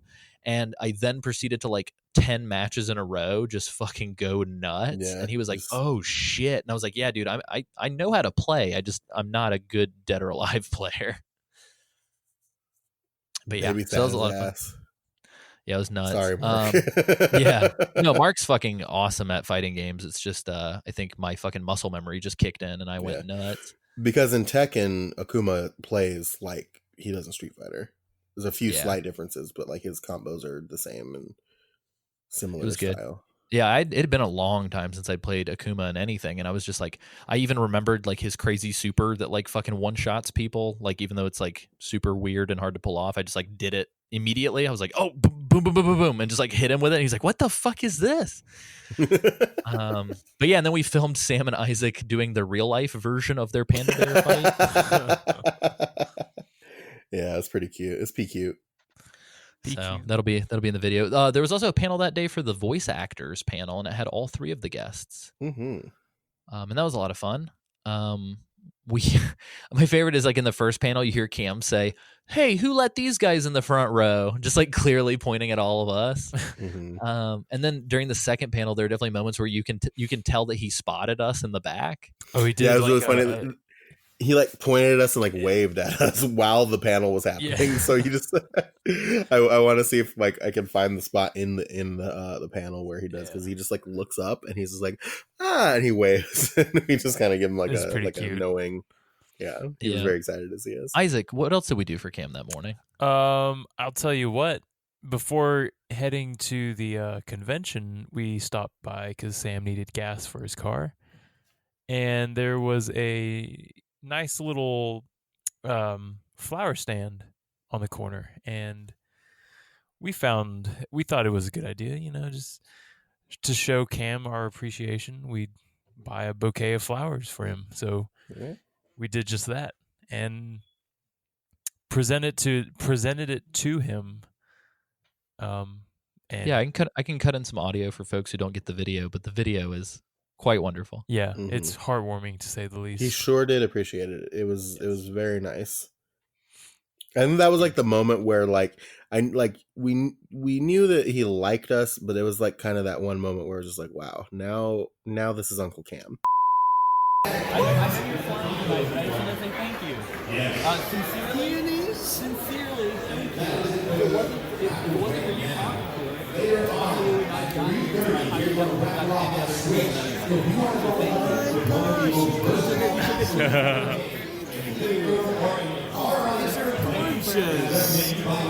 We get here flying, but it's like a similar thing. I am flying in business class. So there will They better be room. Oh, these are wonderful. I think my favorite was after that moment, he then began to like almost like drive by us with like weird flower things. Mhm. So at one point he like had the flower behind his ear and just like walked by and winked. And then my favorite was he went to go to the bathroom and he had like a flower in his teeth. And he looked over at us and he kind of like winked and started nodding to like follow him into the bathroom. And I was like, Cam. And he was like, come on in. I was like, oh my God. It was very funny. Cam was great.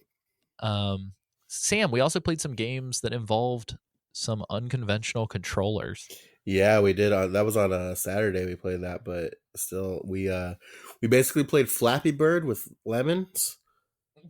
So that was fun. Or an apple and a lemon, and so you have to hold on to one of the fruits and tap the other one to get the controls to work. And I was very into it. I did very good. Apparently, I have the record for the time for that morning so far. So I was very proud of that. For that one morning so far.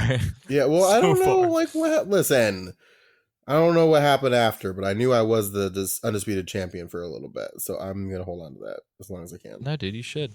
I'm trying to see if I can find. I've got like a stack of business cards. I'm trying to see if I can find the business card for the lovely artist who took our commission. Do you have that information? I do. I have that. Hold on. I need to get up and hold on. Amaya Hold or on. something like that. I don't. Hold on. Let's just start, we'll just spout hang random on, names until hang Sam on, comes back. hang on. Henry. Hang on. Asia. Hang on. Alicia. Aaliyah. Eleanor Rigby. What? Her name was Eleanor. No, well, it wasn't. No, I know, I'm teasing. Eleanor is Amaya Kokame. Oh, I was right. She was wonderful. Her and her who you father can- were there. Yeah, so you can follow on Instagram at AK04_art. She's very talented. I bought a Persona 5 piece from her, and then we commissioned a Metal Gear Mondays commission of us. So we're gonna be getting that pretty soon. She's in the middle of finals right now, so we're Yeah, her mother lovingly sent a text to Sam.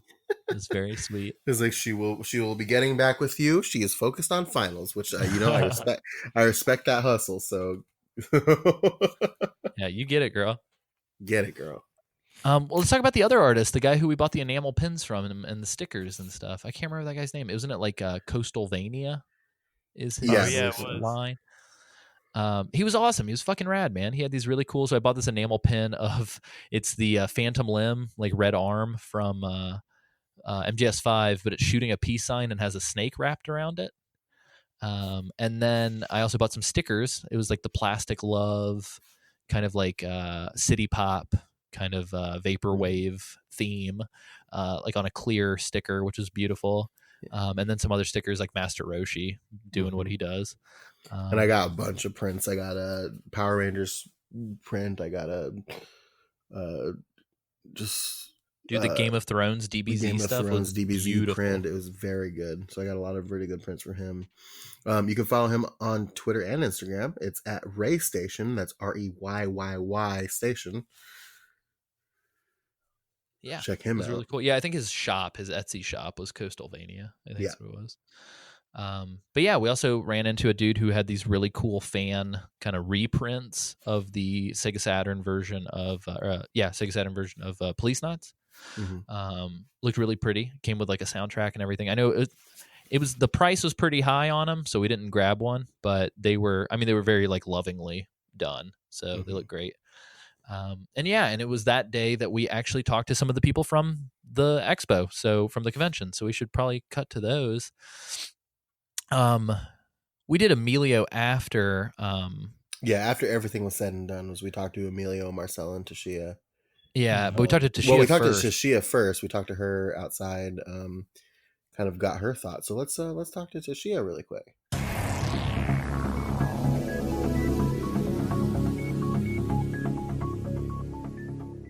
Hi, this is Alessia with Metal Gear Mondays, and I'm joined by... That's Sam, right? Isaac. And... Tashia Ortiz. Hi! And thankfully, Miss Ortiz is joining us as part of the sort of Renton City crew, Renton City Retro crew. Yeah. Can you explain to us what your involvement is and kind of how long you've been a part of this whole situation? So I've been with Renton City Retro for 2 years now, and I do a lot of their graphic design and social media. So yeah, I'm an introvert, and it's funny how I got on board with them. I was, Emilio actually had a gaming store, and I went in to trade video games. He was like, I was like offering my services, like, do you guys need like a graphic designer or anything? He's like, actually, yeah, you know, we could use you for Renton City Retro. I was like, yeah, I would love to be a part of that. So they've helped me get out of my shell and meet a whole bunch of awesome people in the community. Sirens going off over there. Emergency. Just for context, we're standing outside of the pavilion. Yeah. Totally fine. Very nice. But yeah, outside of this, I mean, had you ever done anything like event-based before? Is this a whole new kind of thing? Like, I don't know. What's the context of your experience prior to Renton City Retro? I've actually worked with Renton City Comic-Con as well. I've been with them for 3 years. Because that's Emilio is part of that too, right? Yeah, yes, he is part of that as well. So I have a little bit of experience in the con world, I guess. Nice. What's your favorite part of the con? Just seeing everybody come together in the community and how like friendly everybody is. That helps my introversion a little bit. So. Was this your first time ever seeing David or Cam in the flesh? Yes, they're so awesome and friendly, and they converse well with each other. So it's cool to see them go back and forth. That's one way to put it. Were you at all involved in the conversations to like get them down here, or what was that like? Was it just Emilio kind of reaching out to them? Yeah, it was mostly Emilio. He's played the Metal Gear franchise. I've watched people play it, but I haven't played it myself. It's been really awesome. What are plans for future guests? Do you guys have anybody in mind that you want to bring out here for next year or the year after? I'm a big Overwatch fan, so I would love to see some Overwatch. I'm actually you got your Farah going right I have now? a casual cosplay Farah going on that you can't see, but yes, I have the eyeball going on. That's awesome. So you were also at the VIP party. What did you think of the VIP party? It's a lot of fun. I love virtual sports. They have VR headsets that you could do.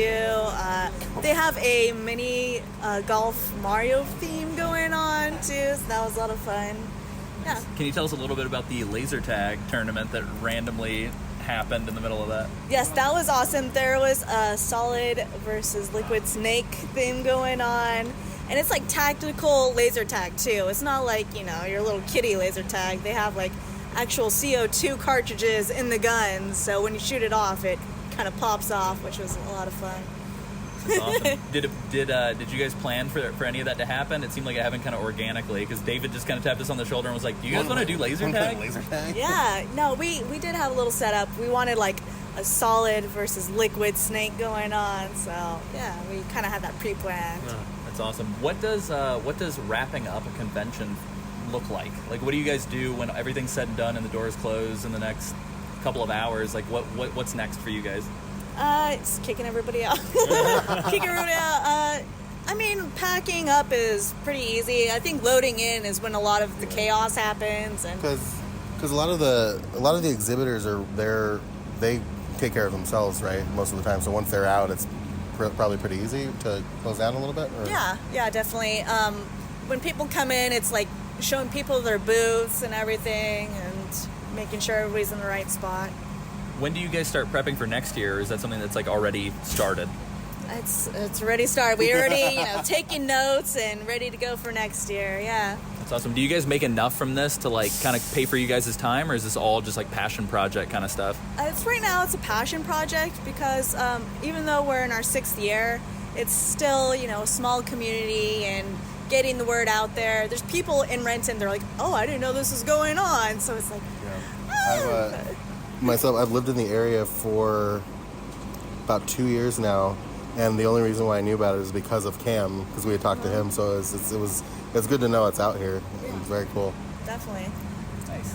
I'm trying to think if you could get in your perfect scenario of Renton City Retro, what would like the peak Renton City Retro like convention look like? Like what kind of bells and whistles would you like to see added to the convention? There's a really nice hotel called the Hyatt right on the lake over here, and it would be cool to get like panels on boats and like a whole bunch of cool. I'm really into like experiences and like photo ops, so it'd be cool to have like more props and sets to take photos and more gaming experiences too, because we have about maybe 4 or 5 pinballs and like 10 arcade games, but to get more like arcades in and VR and all of the good stuff. Yeah. Nice. Do you have any favorite conventions that you like to go to? I like PAX. I like PAX a lot. SakuraCon, I'm an anime fan. So, yeah, those two are my favorite out here. Nice. What's your favorite anime? Right now I'm into My Hero Academia. Very nice. So we've got listeners like in Australia, the UK, Canada, various random states all over the United States. If there's anything that you wanted to say to them, what would you say to them right now? Travel the world and see all the conventions, and the community is so like friendly and welcoming all over the world. So like get out there and meet people and explore the world. Where can people find Renton City and you online? RentonCityRetro.com, and we're also on Facebook, Twitter, and Instagram with the same handle. Is there anything that listeners maybe can do to help Renton City Retro or kind of contribute or share, even if they're not near here at all? Sharing any of our posts is always helpful to spread the word, Share those posts. Share the love. Share the love. Nice. Well, thank you. I mean, that's all I had. Is there anything else that you want to say? No, thank you guys for coming out. It's awesome to have you all. Thank you. Thanks.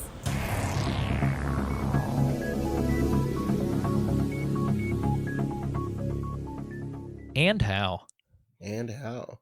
Guys, I could be wrong, but isn't it Tasha? Did she say Tasha? I don't know. Let's her leave name that Tasha? to her. Well, you would have heard it, Isaac, in the interview that we just played. So I don't know why you don't know. So we'll figure out who's right. Because you guys are saying it, I'm like, who's Tashia? Who was Tashia? I'm pretty sure it's Tashia, but only the listeners can tell for sure. All right. Watch it's if a surprise. Watch all 3 of us be wrong. Yeah, she's like, it's Tazia. You guys, Taslima. But yeah, super wonderful. I really enjoyed that she took the time to go hang out with us at kind of down the street a little bit. Super wonderful human. A lot of really cool people put this thing on. They were also like, oh, I totally forgot. We didn't get to mention that we talked to fucking Metal Jesus Rocks from YouTube fame. Yep. Very sweet dude. He was just walking around. I guess he knows Emilio really well. And Emilio said that they actually filmed in Emilio's game store for some of the early Metal Jesus Rocks videos. So yeah, that crew is like a Renton crew. So if you're in Renton or the area, you should go check them out. Yep. And then before What's we talk Emilio's to store's name? Do you remember, Sam? I will find out. Ooh, what was it called? It'll be fine. Keep going, D-pad. Sam. I'm sorry. Oh yeah, D-pad. That's right. So before we talk to the crew, though, we talked to a cosplayer who fulfilled one of Alessio's deepest, darkest wishes. We talked to Ivy, who was dressed as Bowsette, and very willingly stepped on Alessio. It was pretty amazing. Bless you, Ivy. I hope you're listening to this. So we talked to her for a little bit, so we can check that out.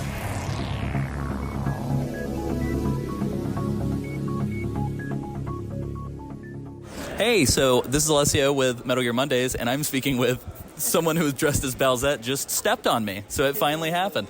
Would you like to introduce yourself? Hi, my name is Ivy. You can find me on Instagram under IvyMidnight01. I'm actually trying to change my Facebook to that as well, but it's Asagi Ivy cosplays. This is actually really fun. I didn't even think that people would recognize me as Bowsette. And having the randomest request was actually really fun. I'm like, oh, hello, hey, how you doing? What's up? I want to throw something out there. Alessio, when he walked up to you, said that we have an ongoing joke where we like to be stepped on. No, it's very much a him thing. They make a joke about me. We make a joke about him. Yeah. But it's funny. It's very funny. So yeah. Well, thank you for speaking with us. What kind of cosplay do you normally do? There's David. Oh, there he is. Well, Hi. she's gonna go speak with David. I was, but I have to be at the table because we're just sort of closing up everything. Oh, so, no. yeah. Okay, Plus, all the beers were too fruity for me. Oh, no. Mac and Jack's Classic. actually really nice. Yeah, that's fine. Are you a liquor guy? Would you like me to just I grab just it? like a regular type of beer, and they said the only type is Coors Light, and I was like a real beer. I just noticed the Canadian flag in your Superman. It's beautiful. I'm excited. Mac and Jack is actually really nice, and it's local, and I recommend it. So would you? Well, if you want to grab one, if you can bring it over here. Yeah, I don't mind. Perfect. That'd be awesome. Thank you. No problem. Awesome. I never want to stop anybody buying me a beer. Then that's that. Thank you. Well, thanks for talking to us. I'll let you get back to buying David a beer. Yeah, that was totally my biggest fangirl moment right there. I'm like, okay. Cam turned me down, but David was like, yeah, I'll have a beer. And I'm like, hold that thought. I even told the bar lady, I'm like, okay, so if David Hayter swings by, tell him that the girl with the spiky backpack is just gonna go to the restroom really quick. Oh, nice. But now that I have his request to bring him a beer, I'm like, who am I to tell Snake no? show him the joys of Mac and Jack. Hell yeah. Awesome. Yeah, Thank somebody. Thank you so much. Have a great rest of your weekend. It was a really pleasure to meet you guys, and it was a total pleasure stepping on you. Thank you. I appreciate it. Bye, guys. Bye. She was amazing.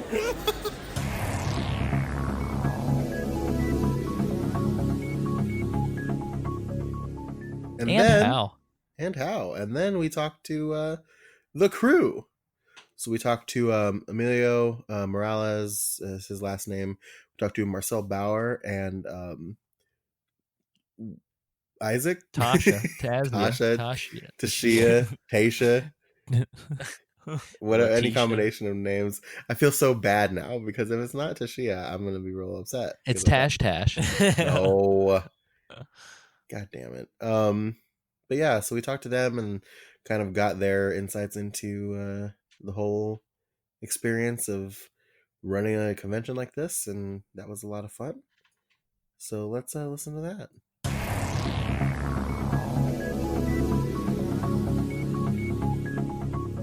Hey, so my name is Emilio, founder of Renton City Retro, not Comic Con. That's the big. Well, that too. But I do. I am 33% owner on that one too, so I think that's why a lot of people associate it. Who do you got to your right? And then to my right. I'm Tashia Ortiz, and I do social media and graphic design for Renton City Retro. Marcel Bauer, director of PR, guest relations, video, a little of everything else, right? Photography, yeah. All over the place all weekend. Yeah, so. Have you guys? Sorry, Marcel. Go ahead. Yeah, just video editing, photography, a little bit of everything. So, visual, all the visual stuff. Kind of, yeah. Nice. What were you gonna say, so if you ever seen our promos, did you guys see any of our promos? I think I did on Facebook. We have this cheesy blockbuster porn music promo. So that's Marcel's brilliant idea. Running around in the wig and screaming at people. We were talking about it before.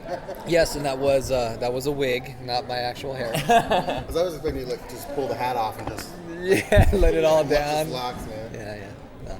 But yeah, well, nice. So Emilio, this is gonna sound a little corny, but you guys made some fucking dreams come true this weekend. Not just for attendees, but for all of us. I never in a million years thought that when Cam Clarke threw out that we should come to Renton City Retro that we would get to meet any of these amazing people, hang out with David, meet Gerald, just like, I don't know, everything's been amazing. Like, since we got here, it's been beautiful. So I just wanted to say thank you from us. You're welcome. Yeah. How is this different from past years? Well, in the past, it's been more of like, so you see a lot of retro games and gaming community. It's been more like a swap meet style, just vendors, a variety of vendors. There used to be toys in here too. So we used to carry toys, video games, and then a small little like free playroom because, you know, after you're broke and shop, you know, you want to do, you want something to do, right? So we're like, yeah, let's add a little free playroom, a couple little tournaments here and there. And then we opened up an organization called RenCon, which is Renton City Comic Con. And with that organization, we just kind of started like the more Comic-Con traditional with guests, celebrities, and stuff like that. And I've always had the passion for video games. That's something I just love. I'm actually a competitive Street Fighter player, and Gerald C. Rivers is one of my, the characters I use, which is Bison. And you know, we live in a Pacific Northwest, but there's just gaming everywhere. We got Nintendo, we got Microsoft, we have indie gaming and just about everything here. So it's like the only leading gaming show we have is PAX. And what I think about PAX is, I love PAX, don't get me wrong, it's just huge. Yeah, it's huge, right? You're 100,000 people in one building, and I'm a Siege player too. So when it had the whole new DLC, I was super bummed because I was waiting for like a good hour for them to say, oh, you didn't register online? Yeah, we do it by QR or whatnot. I was like, what? I've just been waiting for an hour. Like, where were you? Like, why don't you have people like walking in the middle and telling you like, yo, did you sign up? No. Get out of line, right? So that's where I decided, hey, we're in a state where the demand is high. We have video games that were the second largest, the first largest retro gaming expo is in Portland. Seattle's big, has a Seattle Retro Gaming Expo. But I'm like, we need to do something like PAX, man, but not just PAX, not just video games. We gotta have voice actors, panels, da-da-da. So I convinced these guys to do something crazy, and yeah, here it is, Renton City Retro. Nice. What did he say to you guys to get you guys to jump on board? Well, first he started crying, begging, please, please, please help me. No, I mean, we love Emilio. He basically just said, hey, I'm trying to put this together. This is gonna be the 6th year for Renton City Retro. But this year we want to do something a little different by having some guests. You guys want to jump on the team and get this thing going. And we started probably around the end of December and somehow managed to throw it all together and put this together. How did you all know each other beforehand? How did you meet before? I'll let them tell you that story. Yeah. My half earlier. So I met them through Renton City Comic Con. I was actually brought in as a volunteer a couple years ago, basically just to kind of help out, and apparently they liked me for some reason, and they decided to bring me into the core team of RenCon. And so I've been working with them through that for the last couple years. And then, like I said, Emilio asked if I wanted to join the Renton City Retro team. And I said, sure, of course. It shouldn't be too bad. But yeah, it turned out really well. It's a lot of work, but I think people enjoyed themselves.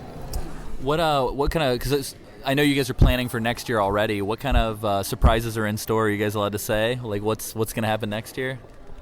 You want a spoiler? Well, I do love video games, and I am passionate about it. If these two allow me, I would like to bring Double Dragon creators. I would like to bring a lot of Japanese artists. I'm a huge fighting guy. That's my jams. So, we're living in an era where a lot of our heroes are, going to stop pretty soon. And I would like for example, Cam Clarke, David Hayter. I was going for more too, but then there's a budget, right? We don't want to go over it. It's bringing these experience to you guys before, God forbid, we lose them. So that's kind of everything I kind of grew up with, like in the 90s, early 2000s, is what I'm going for right now. Unless my two other colleagues here say no. But we were in talks with the creator of Castlevania for the Netflix series. Oh, nice. So we definitely want to touch some old classics, or Streets of Rage, those guys, and maybe what would be really cool is to have like the music makers and do like a concert and stuff. You see that in like a lot of anime conventions, and I definitely want to do something fun like that, out of the ordinary. Something that, because the nostalgia is huge right now, and we need to grasp it and embrace it before, like I said, they don't want to do it no more. They're retired. With RenCon, we brought in Larry Hama. He's I'm a huge G.I. Joe collector. I don't know if you guys saw the Cobra hat all weekend. Mm-hmm. Yeah, for sure. So it was so when we were talking to David, it was kind of like sitting on a little cart to the right of us, and it just kind of Emilio's presence was in the room. So how do you guys go about like booking these guests? Because I know for us on the podcast, like we have a kind of a similar mission, which is like we're trying to document everybody who touched Metal Gear. Like we just want to talk to them so that there's like a time capsule, so that if you 10 years from now go back, you're like, oh shit, here's interviews with everybody who's ever worked on this stuff. So like along those lines, like, I mean, we just kind of send emails in the dark and pray, and we've been getting lucky. Hope for the best, yeah. Is that what it's like for you guys whenever you're booking guests, or is it different? It depends. There's different tiers of guests. There's like the Chris Evans that you'll never get a hold of, or Tom Holland, which I've worked with before. But you got to go through agency with David and Cam went through an agency, Celebrity Booking, which was really good to work with. Twitter's a good one. That's if you're gonna shoot blind, I would say go to Twitter. I ended up making a lot of connections in RenCon through Twitter, just posting saying, hey, we got this convention coming up, and would you be interested? Or even, who do I reach out to talk about getting you out here? And every now and then they'll actually respond and say, hey, here's my agent, contact them, and then you start kind of going from there. But that's your best, like, kind of blind, shot in the dark is Twitter. People seem to respond a lot better than through Facebook or even emails. I hardly got any responses when I was shooting on that route. But yeah, I was going to add to that too. Marcel's really good at that. He'll just tweet anyone. He was just having this no shame at all. Crazy conversation with Ming from the Comic Book Man. Yeah. And I'm like, dude, I'm going to go see him in Detroit. I went to this con, and I went to Astronomicon. Really fun. It's like ran by this band called Twisted. Anyways, he shouted out to Ming, and I went up to Ming and I talked to him. I was like, oh, that Marcel guy? Yeah. Oh, that's your friend. And then he took my phone. He's like, let me give him a message. And I send him this message. He's like, Marcel, I'm going to be seeing you, man. And, but yeah, it's a good, that's probably one of the best advices. Marcel likes to just, you send them out a tweet, and, they'll catch their attention. They'll read it, obviously.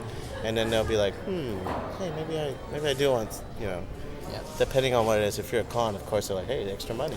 yeah. And then, of course, when they respond back to you, and then they're like, you find out their, what it costs to bring them out, and then you're like, well, I don't know if we can, it's quite in the budget, Nice. Yeah. Did Celebrity Booking work with you guys as far as budget stuff or like logistics or anything like that? Was it pretty chill? Yeah. They were actually really fun to work with. They were very flexible. They handled everything. As we've done it without booking agents, and when you just have that booking agency, it's like all stress is gone. I have nothing to worry about. It was just all handled. Everything was handled through them. They have their process, but when you communicate with them, it's good. I definitely recommend that. It just gives you, unless you have a solid team, then a lot of cons can handle it, like Reed Pop or bigger cons like that. San Diego, they have their own crew, but my experience with them was really good. So it's been like mind blowing for us to like Emilio so graciously set aside some time for us to talk to David, which our listeners will be hearing at some point soon, which is awesome. But for you guys, like, was this the first time that you had ever spoken with these guys? Like, I mean, I'm sure it must have been like starstruck for you guys too, right? I'll go. This is a slightly embarrassing. Perfect. I have never played Metal Gear. Okay. So us neither. No, I'm kidding. That's our secret. Yeah, I keep saying that, I'm gonna I got to get out there and play it because I keep hearing about it. I've always heard about it. I've always been kind of a Nintendo guy, so I just never got around to playing it. But now it's kind of a mission now. Now, especially I've met David and Cam. I've got to play it now. So I'll see what all the hype is about. And, you guys drove all the way out here. So, I mean, come on. There's got to be something to it. So. Yeah. It was really cool. I was a little starstruck because Cam Clarke was the voice of the fish from Little Mermaid. Flounder. Oh, yeah, Flounder. Cam Clarke is great. He is. And Simba, right? He was Simba? Yeah, in the TV show. Yeah. Leonardo, yes. And the list goes on. Yeah. It's like 600 IMDb lists. Like, no joke. Yeah, I know. When we promoted him, right, we're like, hey, we can't just promote him from Liquid. He's like everyone. Mm-hmm. Yeah. What about you, Amelia? I've been doing it for quite a while now that I can keep the poker face, but you can if you can't tell, I'm a fan of like certain fans. You should know by now. I pick who I want. Hey, I want to meet this guy today, or definitely Metal Gear Solid has been a big part of life. It's so funny. I wish we had more time to engage with you guys because there were some huge Metal Gear Solid fans here that are close friends of mine. And a lot of my friends came here to support that, and I did give everybody an experience that they were just like amazed and blown away, and I was really happy that I think was it two of you guys that went laser tagging? Yeah. I wish it was the whole crew. Fortunately, like when you're in a moment, everybody was like I was the bad guy, man. I was the bad guy. You weren't my bad guy. You were my hero. I was like, curly hair dude, come here. But I knew what you were doing. We talked. That's why. But if you guys would have like been together, I probably would have pulled you guys. But you guys stuttered, so that's the first problem. Don't stutter, just go. Right. But yeah, it was a fun experience, man. I geek out in a different way. That somebody probably took my stuff, I can tell. But it's fun. It's fun to me. There's moments that I've had many moments that I can share. One day, and you would never. The moments you felt, right? That intimacy you felt. I felt that with a lot of stuff, man, and it's still a good feeling. It still makes you happy because you did grow up with this, and at one point, like, dude, I skipped school to get this game. I skipped school to go get Metal Gear Solid and beat it in 2 days. So, I was pissed off that the code was in the back of the game. But so was a lot of people. So we've got, like, our listener base is kind of like all over the place. I mean, thanks to the internet, we've got like UK listeners, Australians, Germans, like Canadians, just people all over the place. And so I know not all of them can like necessarily drop however much money, $1,400 to hop on a plane and come to Renton.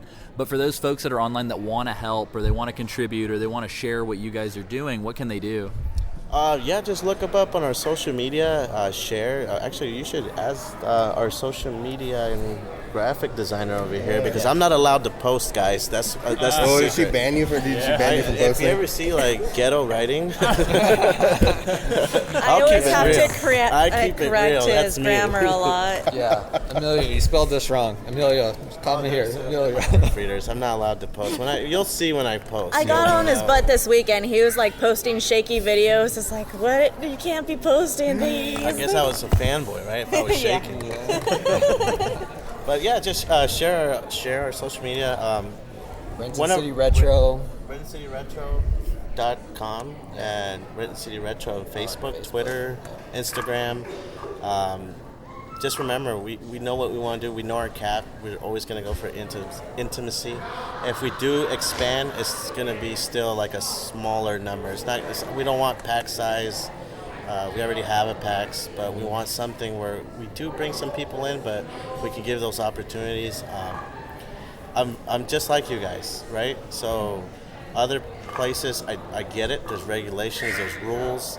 Luckily, I don't follow them. So that's why you were at the position you were with, and I'm happy because you guys are doing a good thing too. It's not just like your regular or just hey, look at me, right? It's an actual podcast about this, and you know what? I support it. I love it. I love Metal Gear, and we have a common love. So.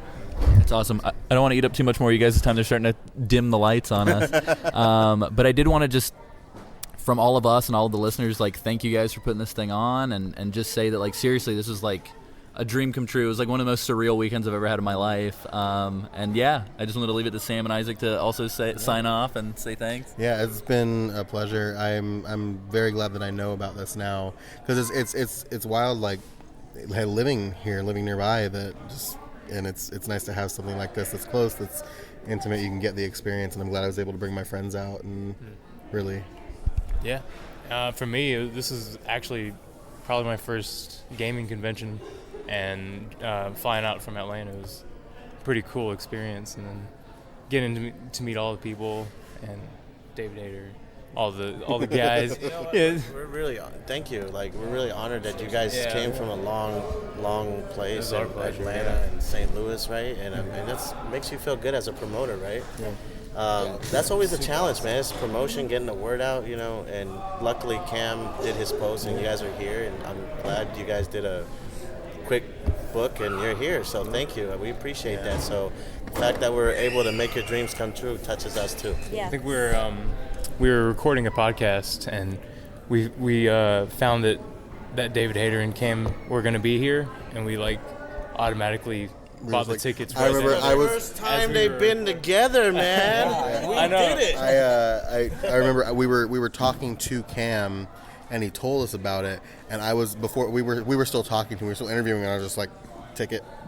Got it. It was just like, it was pretty cool. I did want to ask, so it's the first time being together. Was that like the plan, or did you guys it just organically? Yeah. It almost didn't happen. It was like we had it, and then next thing you know, they were like, oh, David can't make it, but Cam can still come out, and then just somehow everything just aligned, and we were able to get both of them. It was tough, man, and I don't know what the future tells, but we definitely like groups. Even when we had our G.I. Joe, we wanted like a bunch of voice actors because it's fun. What we wanted to do is like a panel, where we read scripts, and then we do it in character voice, right? But then because that's what you had that voice actor panel today, and David David was talking about that where they would get a voice, and that sounds pretty cool. But in the future, you never know. I mean, we built a pretty good relationship, and they're really happy with us. So who knows? Maybe next time we'll bring a huge Metal Gear Solid cast, or We'll definitely be there. Sam, do you have one more? Yeah, I had one quick question. So if we assume that budget was not an option, who's your one white whale? I got to get this person at Renton City Retro. I don't know. I'd have to think about that one. For retro, I don't know. Or just anyone in general. It is in general. It doesn't have to be. Yeah. It doesn't have to be a video game guy. On the spot. Pretty much any of the DC guys. I know I'm trying to pick which one. I think Momoa would be cool to meet, because I'm a huge DC fan, but he just seems like such a cool dude, man. Good energy. Yeah, he just seems like big Momoa energy. The kind of guy you just want to hang out with, right? So that would probably be mine. Matt Mercer, he does the voice of McCree, and a lot of other. He's so many voices that he does, but it would be cool to have him out. Matt Mercer. If I can pick, I think I don't know. That's a good question. Kojima? Just to take his glasses. Yeah, dude. Although Cam has some dope glasses, man. Hey, I asked him about it. He said he got them from Fast Frames. I was like, all right, word. Like where though? Well, I'm not gonna tell you. It might be like a website or something. I don't. It's a good question. But I'm really into games, so if I were to pick someone, it would probably be like the creators of like Streets of Rage or Double Dragon or Castlevania, just something nostalgic like that. So I mean, it's not really big, but it's like it's from the heart, right? though. That's my problem. That's my mistake. Yeah. But hey, a lot of people like it, right? That's because it wouldn't be a mistake. Well, not really a mistake, right? It's I take that back. Sorry to listeners. What? That was a mistake? No, I take that back. Let's see. Yeah, I just think. I did. David and Cam Clarke. What else do you guys want? Yeah, good answer. Oh, yeah, dude. Well, and also special shout out to the Metal Jesus Rocks guys and all those folks that came out, and like I did not expect to see that guy. Lindsay. I could tell you history of Jason Lindsay. Oh, scoop.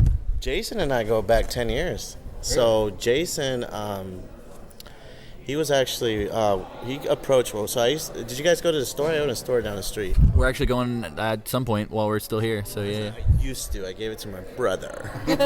Brother owns it now, and I didn't want anything over my head, so I was like, "No, you have it. I do these now." But so I opened up D-Pad about 10 years ago. It's like a 200 square foot. Like it was like total dive, man. And this tall, like, long-haired guy comes in, and I'm like, oh, my God, what does this guy want? You would never in a million years think he's a game collector, right? So he told me all this stuff. He does his channel, blah, blah, blah. 200 subscribers. I'm like, yeah, okay, but you're cool, so let's hang out. And we started talking and talking. He would always come back. 200 subscribers, man. He throws this little like video game get together, like 10 people show up, 6 people show up, or something like that. But I showed up, and we hung out. And 600K subscribers now. It's like, holy! But there was times where he would come over, and I think in his group, like there's Radical Reggie. He was my old roommate for like 8 years. Oh my God! So there's a lot of history here, man. And to be honest, we were sitting down, and he's like, "Hey, you ever want to stream?" Or because I had a store, and I would get all these like rare video games. Like, here, you can borrow these. Here's like 12 games. Go review it. So he would review. If you look at like his first games or first videos, he'll say shout out to D-Pad because he would use all the stuff. And we grew together, and he was like, hey, you ever want to do video? And then Reggie, then they would do videos and stuff, and I'm like, nah, I want to open up a video game store and, like maybe do a convention, and that'll be funny. You get all famous, I'll book you or something. And Renton City Retro 2019. I'm booking my friend. He's coming to my convention. So you painted the prophecy. Yeah, man. So that's the history. John Riggs. We go back to met him through the Portland community, the video game community. Kinsey. Met her years ago at Seattle Retro Gaming Expo, and hello everybody. Jay from the Game Chasers, which we're probably gonna hang out with later if you guys want to join. Oh, nice. But yeah, we're a real small community, man, and the Northwest has so much collectors, so you can't fart. Everybody will know you'll fart. So but we all love each other, man, and so it's a huge community, and you guys are now a part of it. So welcome. Thank you. Can't get rid of us now. You're stuck. Well, we appreciate you guys taking the time to talk to us. We know you guys have more work going on, so we'll let you go. But yeah, thank you guys so much, and we'll let you know when the episode comes out. And we're looking forward to sharing it. Thank you, man. Thank you. And then one more thing, man. If we ever have anything, just feel free to just PM me, man. You don't need that shoot in the dark email with me. Twitter. Right on. Twitter. And then you'll know if I, reply. We'll know what you... Yeah.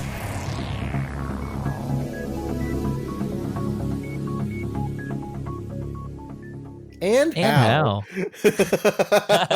It's great, guys. Yep. Thanks, Sam. So after that, we kind of got scrambling a little bit. We actually wound up helping someone. Michelle. Michelle, awesome. We helped. I love we her. helped her. Did you record her? Or were you just talking? I did not. I was just being me and just talking to strangers for a long time. She was awesome. Denny, she's wonderful. She lived in Portland and brought her wares to the Renton City Retro to sell, and told me her trajectory as to how she went from like a hobbyist to just the Wii game collector. So she kind of got a name for herself in the community for having an extensive Wii library. and she would just sell Wii games out of the trunk of her car. And then one thing led to another, and she just started collecting like everything, which was super cool. And so we helped her move her wares, and then we later met up with her at the bar, and she was super fun to hang out with. Mm-hmm. So that was a lot of fun. So we met Michelle, and then we met the referee, your referee for the laser tag outside. Yeah, let's hear from him and his friend. Hey everybody, this is Alessia with Metal Gear Mondays, and I'm here speaking with the fella who was the referee at the like virtual sports like laser tag like crazy shooting range with David, Cam, and Gerald. Tell us what that was like. It was pretty cool. When I saw them, at first I half didn't recognize them. Then when I recognized them, I just gravitated to them and I stared at them. And in my head, I thought I said something to them. I did not. For like 5 seconds, he said. According to Cam, the way he said it is he took too long to say his name. And when we talked to him earlier today, he recognized him. He's like, but I don't think that's your real name. Yeah. He took too long to say it. He doesn't believe my name is Joe. He's not convinced. I said like, hey, he was like, hey, what's your name? He's like, hey, how's it going? I shook their hands first, and he was like, what's your name? And I'm like, Joe. And then that's when they laughed and stuff like that. And then we had him in laser tag, and it was freaking cool, dude. It was really cool. Were you nervous about saying anything wrong or like? No. Once we got out there, it was rad because they were in character the entire time, like almost the entire. Every time David was doing something like that, it was difficult. He was like, hurrah, hurrah, and I'm just like, yes, like that is exactly what I want. Never referred to them as their real names. That was not the point. The point of the whole thing was to call them as Bison and Snake and all that, and they were on it, dude. It was cool. Yeah, man, and you were the guy sitting there by the respawn button, helping us like come back to life when we died. Remember that? Yes, that was really cool. It was really fun, dude, and yeah, it was the most fun I had in a long time. I'm thankful I was even a part of it. It was super cool. That's awesome. Well, thanks for talking to us. We're actually they just wrapped up the Renton City Retro, so we're hanging out right out front. So, what was your name again, sir? Joe. Yeah, nice. Very nice. Yeah. Are you sure? Yes, I'm pretty sure. Joe, I know, right? Yeah, and this is Jay. How you doing, guys? Joe and Jay. Do you guys want to plug anything on our podcast? Social media, anything you guys are doing? Virtual sports. Do you want to plug those guys? You can find me at facebook.com/j.jensen.acting or on Twitter at jbjensenacting. So. Dope. Joe's got nothing. Joe's like, nope. Go to Virtual Sports in Tequila. I'm from St. Louis, or I flew from St. Louis. But yeah, dude. Well, thanks so much. Yeah. In real life, I'm saying welcome to the Pacific Northwest. Thanks, man. And how? Not quite, guys. Not quite. Oh man. I'll adjust it in post, and it'll be perfect. Yep. And then after that, we drove to back to Redmond, where Game Over was, and we got dinner at Jinya Ramen Bar, which I was very excited to take Alessia. It was so good. So good. And then after a little bit of protest from Isaac, we got frozen yogurt. Isaac that's right, because your boy had to go pee. Yeah. It's the lowest. Frozen yogurt. No, your boy had to Johnny Sazaki. That's what I had to do. I wasn't pee-peeing. Oh, that's right. Yeah. I mean, if you want to rank ice cream, frozen yogurt's at the very bottom of the barrel. Frozen yogurt's not even on there because it's not ice cream, Isaac. Yeah, This yogurt. This is true. That's why it's at the bottom. Is an ice cream sandwich a sandwich? I'm sorry. Yes. Uh-huh. But yeah, after Genia, did we record something that night? Well, no, we were gonna. We were trying to do Let's Plays like the whole time. Yeah, we were trying to like do like we had intended to record a bunch of stuff, and then we were getting ready to leave, and Emilio sent us a message on Facebook. It's like, where are you guys at? Come to this bar. And then we went to the bar. Oh gosh. Yeah, it was amazing. It was like a video of him like very clearly just like yelling into his phone. It was a video of his face, and he's like, where you at? Where are you at? Yeah, no, he had like one of those like weird like Snapchat filters on. It was very funny. Yeah, and Tashia maybe was like, Tasha. where are you at? And then we got there and she wasn't even there. It was just like Emilio, and then it was Gwen King, who was the sort of handler / agent / booking person for Cam and David and Gerald. And they were drinking, and there was some karaoke, and me, Isaac, and Sam were there, and we got to talk to oh man, I totally forgot her name. There were what was it, the podcast dads or game dads or something? Fuck. Can't remember what they were called. There was a podcast with these two dudes, very sweet guys, and they hosted the panel with Gerald. And I found out from one of the guys' partners who was at the bar. She was like, "Hey, I saw you guys earlier." She asked us about what we were doing, and I told her, and she's like, "That's really cool." And she added me on Facebook, I think, and told me that one of the guys who hosted the panel was actually from St. Louis. So we had like a nice St. Louis chat. And she was blown away that I traveled all the way from St. Louis again. And then we hung out with Emilio and Gwen and had a really, really, really good time. Yeah, it was a lot. Just kind of just like talking about stuff. Gwen was really wanting us to go see butterflies on Monday, but we were not able to, unfortunately. I did try to save Isaac from dying. Yes. Isaac. Oh gosh. Yeah. It's the comic dads, by the way. Comic dads. Oh, correct. Correct. But yeah, so Isaac fucking so we're walking to the bar. In my defense, no, we were walking away from the bar. In my defense, back, yeah. the Jeep was flying down the road. The Jeep was flying. Oh yeah. But the Jeep had a red light, and Isaac was just like, meh, whatever. And he just starts walking across the street. And Isaac and Alessia goes, Isaac! And freaks out. And Isaac just casually walks across the street. We almost lost Isaac that day. If not for Alessio's just major alarm. Yeah, Alessio saved my life there. Yeah, I'm protective of my boy. Yeah. Mm-hmm. Sweet boys. He didn't let Isaac out of his sight the rest of the weekend. Absolutely. And then the next day we were going to go to Twin Peaks, but instead we hung out with our friend M. Piro. Yes. Sam, that was your first time meeting my friend M. So M is lovely. M used to run a St. Louis fringe, like sort of fringe theater artist nonprofit here in St. Louis. And she's originally from Seattle. And so I told her I was in town. She was really excited. We hadn't seen each other in a while. And so we met her at the Space Needle. But lo and behold, not only was there a folk arts festival going on, but me, Sam, and Isaac were witness to like a breakdance competition. Yeah, it was fucking dope. Children. It was wild. Yeah, man. Wow. There was a kid that was just like fucking fire, dude. Like he was really good. Yeah, in that moment, he became the fire. Mm-hmm. So we hung out there, met up with M. M ended up taking us to the waterfront. Isaac got to see Pike's Place. We ate some delicious cheese curds. Yes. Some smoked scallops, which were fucking So good. amazing. Yeah, the scallops were really good.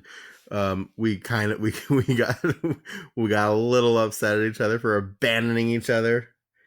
Oh, I forgot about that. That was a tale of miscommunication. Yes, it was. We got a little snarky with each other before we all realized that both of us were in the wrong. So yeah, it was all good. The guy who had me and Isaac try the super fucking hot ghost pepper hot jellies. That guy was amazing. He's fucking hilarious. Yeah. Yeah, it was just like this extremely flamboyant like drag queen that was not in his it wasn't a drag or anything. It was just him. And it was fucking great. Yeah, I don't know how else to call it than just he was absolutely fucking stunningly fabulous. Yes. Indeed. And then we went to a comic book store, which was cool. We got to show Em a bunch of cool stuff. And then we had milkshakes after looking at some super cool sloth. Seattle. Oh, that was awesome. Yeah. And then we hung out with Em some more and walked back, took some photos with her underneath the Space Needle, which are on our Facebook page. And then we parted ways. And we spent, I think, the remainder of the day. What did we do? Did we just hang out at Sam's? We went to the waterfront. So. We just like. Oh, that's right. We went to the waterfront. We sat on my bench. Yeah. Yeah. And I think we did audio. So we should probably let's cut to that. Cue it here. It's cold, but I like it.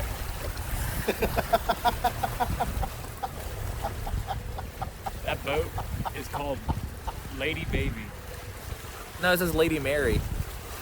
I want to call it Lady Baby. It's a man. Lady Baby? Mm-hmm. What if it said Lady Mark? Lady Mark. It looks like it could be marked. Let's not get into that.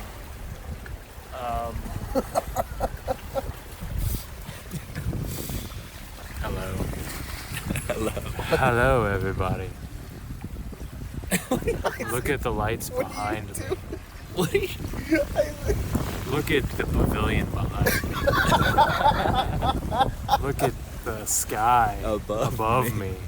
Oh, uh-oh. Look at the crotch below. Uh-oh. Oh, I just got his pants zipped down. Uh-oh. Not gonna happen. Not today. I'll do it. That's for our $100 patrons. Yeah, shit. You want that dick? Oh, that's the name of the tier. You want that dick? You better get them dollars. Yeah. Suck this dick on that one. We're in Kirkland, Washington, the town that I live in. We're at my spot. This is his bench. My bench is The bench. the bench. His name's embroidered on the back of his car. I don't know how they did it. Embroidered into wood. They developed a new embroidery technique just for me. So it's pretty important to me. Yep. And how? I like how each one. I just want to keep adding voices. There's like 18 of us by the end of it. Can we call Debbie and see if she'll record an and how for us? And just be like, Debbie, can you just send me a 2-second and how, please? Yeah. She'd be like, yeah, I don't know why, but I'm down. Yeah, so that was fun. We hung out there. We tried to like walk in on, I don't know what to call them other than like yacht jocks. Yacht jocks. I mean, there was like a group of like yachter enthusiasts having a picnic at like 9:00 at night. And Sam and I were joking about just like walking into the crowd and being like, Darren, how you been? Oh my God, Jocelyn, how are you? And just kind of jumping in. It was a lot of fun. We listened to music in Sam's car and just kind of coasted. And we didn't listen to any music. We listened to fucking drum and bass. Yeah. What was the band that you guys showed me? Amen. Pendulum. Pendulum. That I was really into Pendulum. Which they're fucking sick. Drum and bass and that's not usually my kind of music, but Pendulum's really fucking good. So yeah, go listen to Pendulum, you guys. It's so good. Especially the album Hold Your Color. Very good. But yeah, and then I think from there we did go back to Sam's. Did I think did we go to Taco Time at all or no? I don't think so. We went to Taco Bell the morning that we got Cam's flowers. That's right. When did we get Pizza Hut and Cinnabon? Was that Monday night? No, that it was David Hayter. That was the night we were researching for. That was Friday night because we were researching for David. Yep. Oh, I can't remember what we did Monday night. Maybe we just went to bed, and I think we sat around and talked. Oh no, VR. It was VR night. Right. Can I just say something real quick about What's that? the No, pizza? Isaac. Kind of struck this up. Okay. So Sam, Isaac's like, I hate you guys. So peace out. Sam would often order Uber Eats or DoorDash or whatever. No, I ordered direct from Pizza Hut on that one. Oh, we have to talk about this. Every time he got food delivered to his house or his apartment, he would have like a 30-minute conversation with the delivery. It wasn't person. 30 minutes. And my God. And they would just be outside just chatting. Oh about my Yeah, God. me and Isaac, whatever. me and Isaac would be inside and would be like, what the fuck are they talking about? I was telling the story about the Pizza Hut delivery driver who every time she comes, and she doesn't come that often, but every time she comes and delivers pizza, she has to have some kind of conversation with me instead of just giving me the fucking pizza. And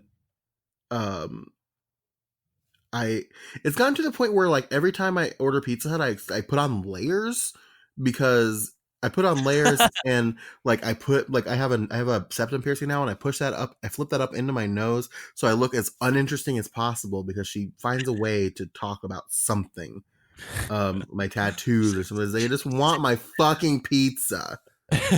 Leave me alone. Yeah, crazy. It happened twice while we were there, I think. Yeah, and then because we ordered. That's right, we ordered Sherry's on Monday night Sherry's. from DoorDash, Oh, and that's right. then We had a little breakfast. yeah, and then she got lost, and I had to have a conversation with her about how to find the place, and then she got friendly with me, and was just like, man, I wish people didn't. Sam's like, me. leave me the fuck alone. Give me my food. Yeah, Basically. one honorable mention. Justin loves some One Piece, and we spent a lot of time watching One Piece and like Crunchyroll in the morning. Oh, did quite you? Good. Yeah. Nice. Yeah. It was super fun. We recorded some playing Onimusha a little bit. Oh, dude, me and Justin beat fucking bonded hard over Onimusha. Yeah, beat Onimusha. We started it in the morning, and then we left, and then by the time we got back, he's done. Yeah, I mean, to be fair, it's like a 5-hour game. Yeah. Yeah, but like, geez. Yeah, it was pretty great. Justin cracks me up. Yeah. Hashtag Team Justin. No, it was pretty good. We hung out that night and then tricked Isaac into playing some VR horror games. Played Resident Evil 7 VR. The most visceral response to a fucking VR game I've ever witnessed. And I tell you what, I was not ready for it.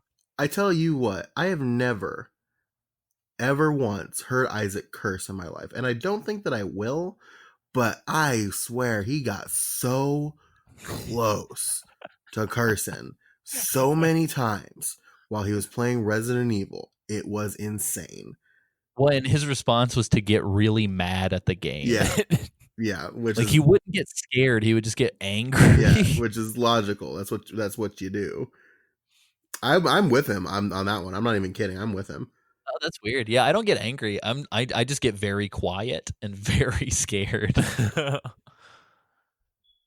I tried to play a little bit on Tuesday morning, and I got to the house, and then my spidey sense kicked in, and then I realized that I had a meeting that I had to attend for work. That was actually spot on. Like the moment you took the headset off, you were like, "Wait a minute," and then you were on a call. I was like, "Shit." But yeah, so Isaac's reaction again, it's in the video. So patreon.com/Metal Gear Mondays. You can see Isaac respond in a way that I swear to God, it looked like he got tased. Yeah. It like the first time, oh my God, the first big jump scare. I think it's the moment, if you're familiar with the game, it's the moment when Mia grabs you in like her possessed form. Yeah, as you're walking back down the stairs after you. Well, okay, to be fair, you guys hammed it up so well. Because you're like, oh, I don't remember this part. No, but here's the deal. I totally did not actually remember. Yeah, no, that was legitimate. That was legitimate. Like I can't remember this is happening. That was legitimate. Yeah. Like, we weren't doing that for your benefit. Like we were actually like, wait, what happens here? Because we were confused too. Okay. Yeah, and Sam kept shooting me eyes where he was like, I could tell that even he was like unsure as to what the fuck was supposed to happen, and I was like, I don't know. Oh man, I could have sworn you guys Quite were good. messing. But with me. it was honestly so perfect. Like I couldn't have asked for more.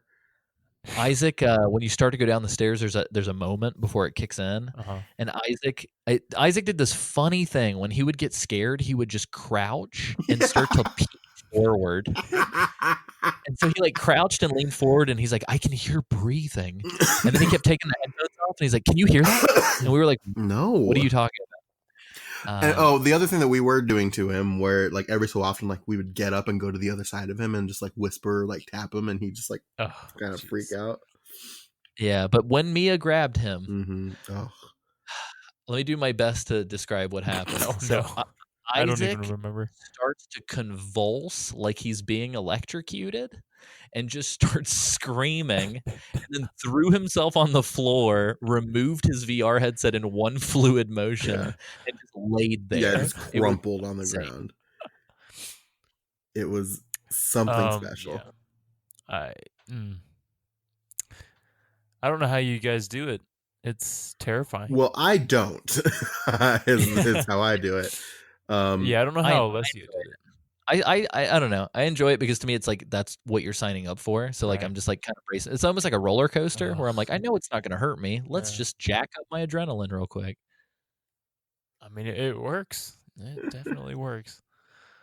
But yeah, it was a lot of fun. I think that was kind of the end of our evening. And then the next day, we had to go to the airport. Before we went to the airport, didn't we talk to somebody, Sam? Did we? We talked to Stephanie Houston. We did talk to Stephanie Houston. Yeah, we did. And that was wonderful. Yeah, we did. But yeah, we all gathered around and talked to one of the most delightful humans on the planet, Stephanie Houston, who of course plays Quiet in Metal Gear Solid 5. And she was wonderful to talk to, and that was kind of like our last like hurrah, as it were, for the trip. And then almost immediately after that, I took the boys to the airport. And yeah, we had some moments that I definitely want to share. I know we were all pretty sad. You could tell that like, the fun was coming to its close. Yeah. So we saw Isaac off and gave him a big old hug. I'm trying to remember when it happened. I think, Sam, you were near us, but I think it was just, we were going down an escalator, and I think it was just me and Isaac for a second. And Isaac said something that I have carried with me since that moment. He just like looked me dead in the eyes and was like, hey, like, thanks for fucking all the hard work in doing this, because like none of this would have happened if it wasn't for this. And it was just really sweet, Isaac. I don't know. I really appreciated it. Yeah. I mean, I feel like we owe it to you to, this is your passion project and you stuck with it. And this is the fruits of your labor, if you will, right before your eyes. Nice. It was wonderful. I was like, thank you, Isaac. And then me and Sam embraced and had a very long wrap-up conversation on video. Yep. And that was beautiful. I really enjoyed it, and I'm going to cut to that audio right now. Hey. What up? We did a thing. Yeah. It was a fun trip. It was the first Metal Gear Mondays trip, I think. Was it? I think so. Yeah, I guess it was. Huh? Yeah, other than me just like visiting you in like, January. For like this was the first time. It was like the first. Weren't we on hiatus when I visited you? I don't think we brought Metal Gear Mondays back yet. We had brought it back like, well, no, we didn't bring it back until mid-year. Yeah. So yeah, we were still on hiatus. And then when I went to visit you, we did some stuff, but it wasn't like specifically a Metal Gear trip. Like we didn't do any podcast stuff except for the Patreon video. I forgot about that. But that was pre-Metal Gear? No, it was that was Metal Gear. Because you mentioned in the video that you were editing an episode of Metal Gear Mondays. Right. But yeah, that was the only work thing we did, or the podcast thing we did all weekend. Mm-hmm. So yeah. That was our first Metal Gear Mondays trip. Yeah. Success? Question mark? Yeah. Oh yeah. Success! Exclamation point. I wish I felt better. Like yeah, I'm sorry you started feeling better physically.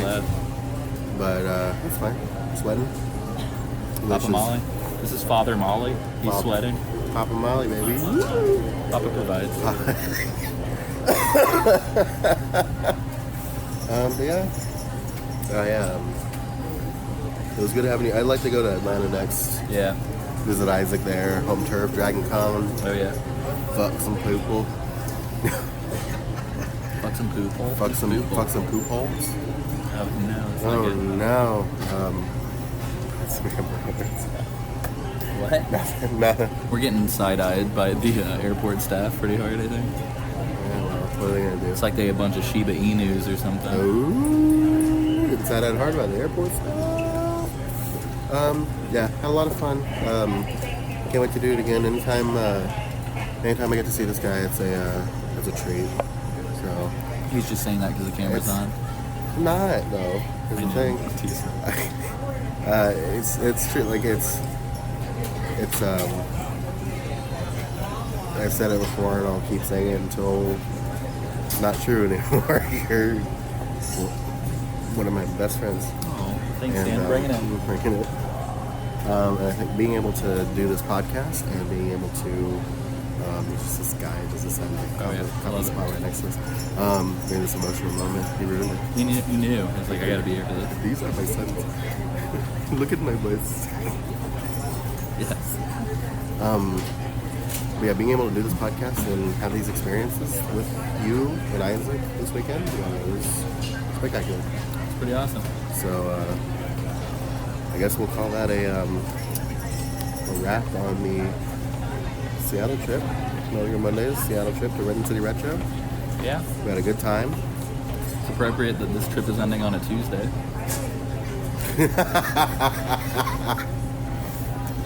yeah, we did it. We did it! Yay! And now. Jesus. But yeah, Sam, how did you feel? Because like me and Isaac left and kind of disappeared, went to a whole other place again, so it was different for us. What was it like driving back home after that? I don't know. It felt empty almost. You know what I mean? Like I wound up listening to the Debbie Mae West interview on the way back that we did. And yeah, it was just different. I don't know. I don't know. I love you boys, and I'm glad that you were able to come out and, you know, have fun and do this, and yeah. It I know I say it a bunch on the David Hayter interview as well towards the end. It was really special, you guys. I don't know how else to say this other than like it was probably one of the best trips I've ever been on. And it wasn't just because we got to hang out with these like crazy voice actors or spend some time at a games convention, which I always love doing, or go to Seattle, which I really enjoy. But it was just like, I don't know, just when we all met each other at the airport for the first time, which like I recorded the actual live first. And I think I probably did splice in that audio earlier this episode, so I'm not going to jump back to that or anything, but it was this weird feeling where it's like when we all met up, it didn't really feel like oh my God, I'm going to hug you and cry. It just kind of felt like we'd always been there, if that makes sense. Like it was just like, oh, I'm just back with my boys. Right. And then the whole trip was just like this really special, I don't know. It was like the dopest tricycle in the world. We were just three-wheeling around town like a dope little trio of like fun dudes. And I don't know, you know, like for those 4 or 5 days, I feel like anybody who encountered us could just feel how happy we were. Because anybody we ran into, we just talked to with a fucking smile on our face forever. And I feel like we were just kind of wandering around pulling people into our orbit.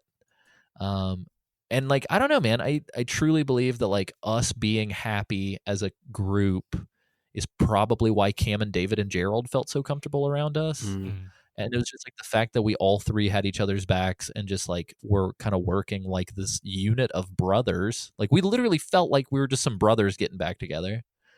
I think that's why we just kind of kept making friends, and fucking everybody was like, I'm gonna hang out with these guys. These guys are having a blast. And so it was super special. And I think just getting on that flight was like, it felt good because I got to sleep, but at the same time it was just, well, and I had a time. I need to tell you guys about what my post experience was like.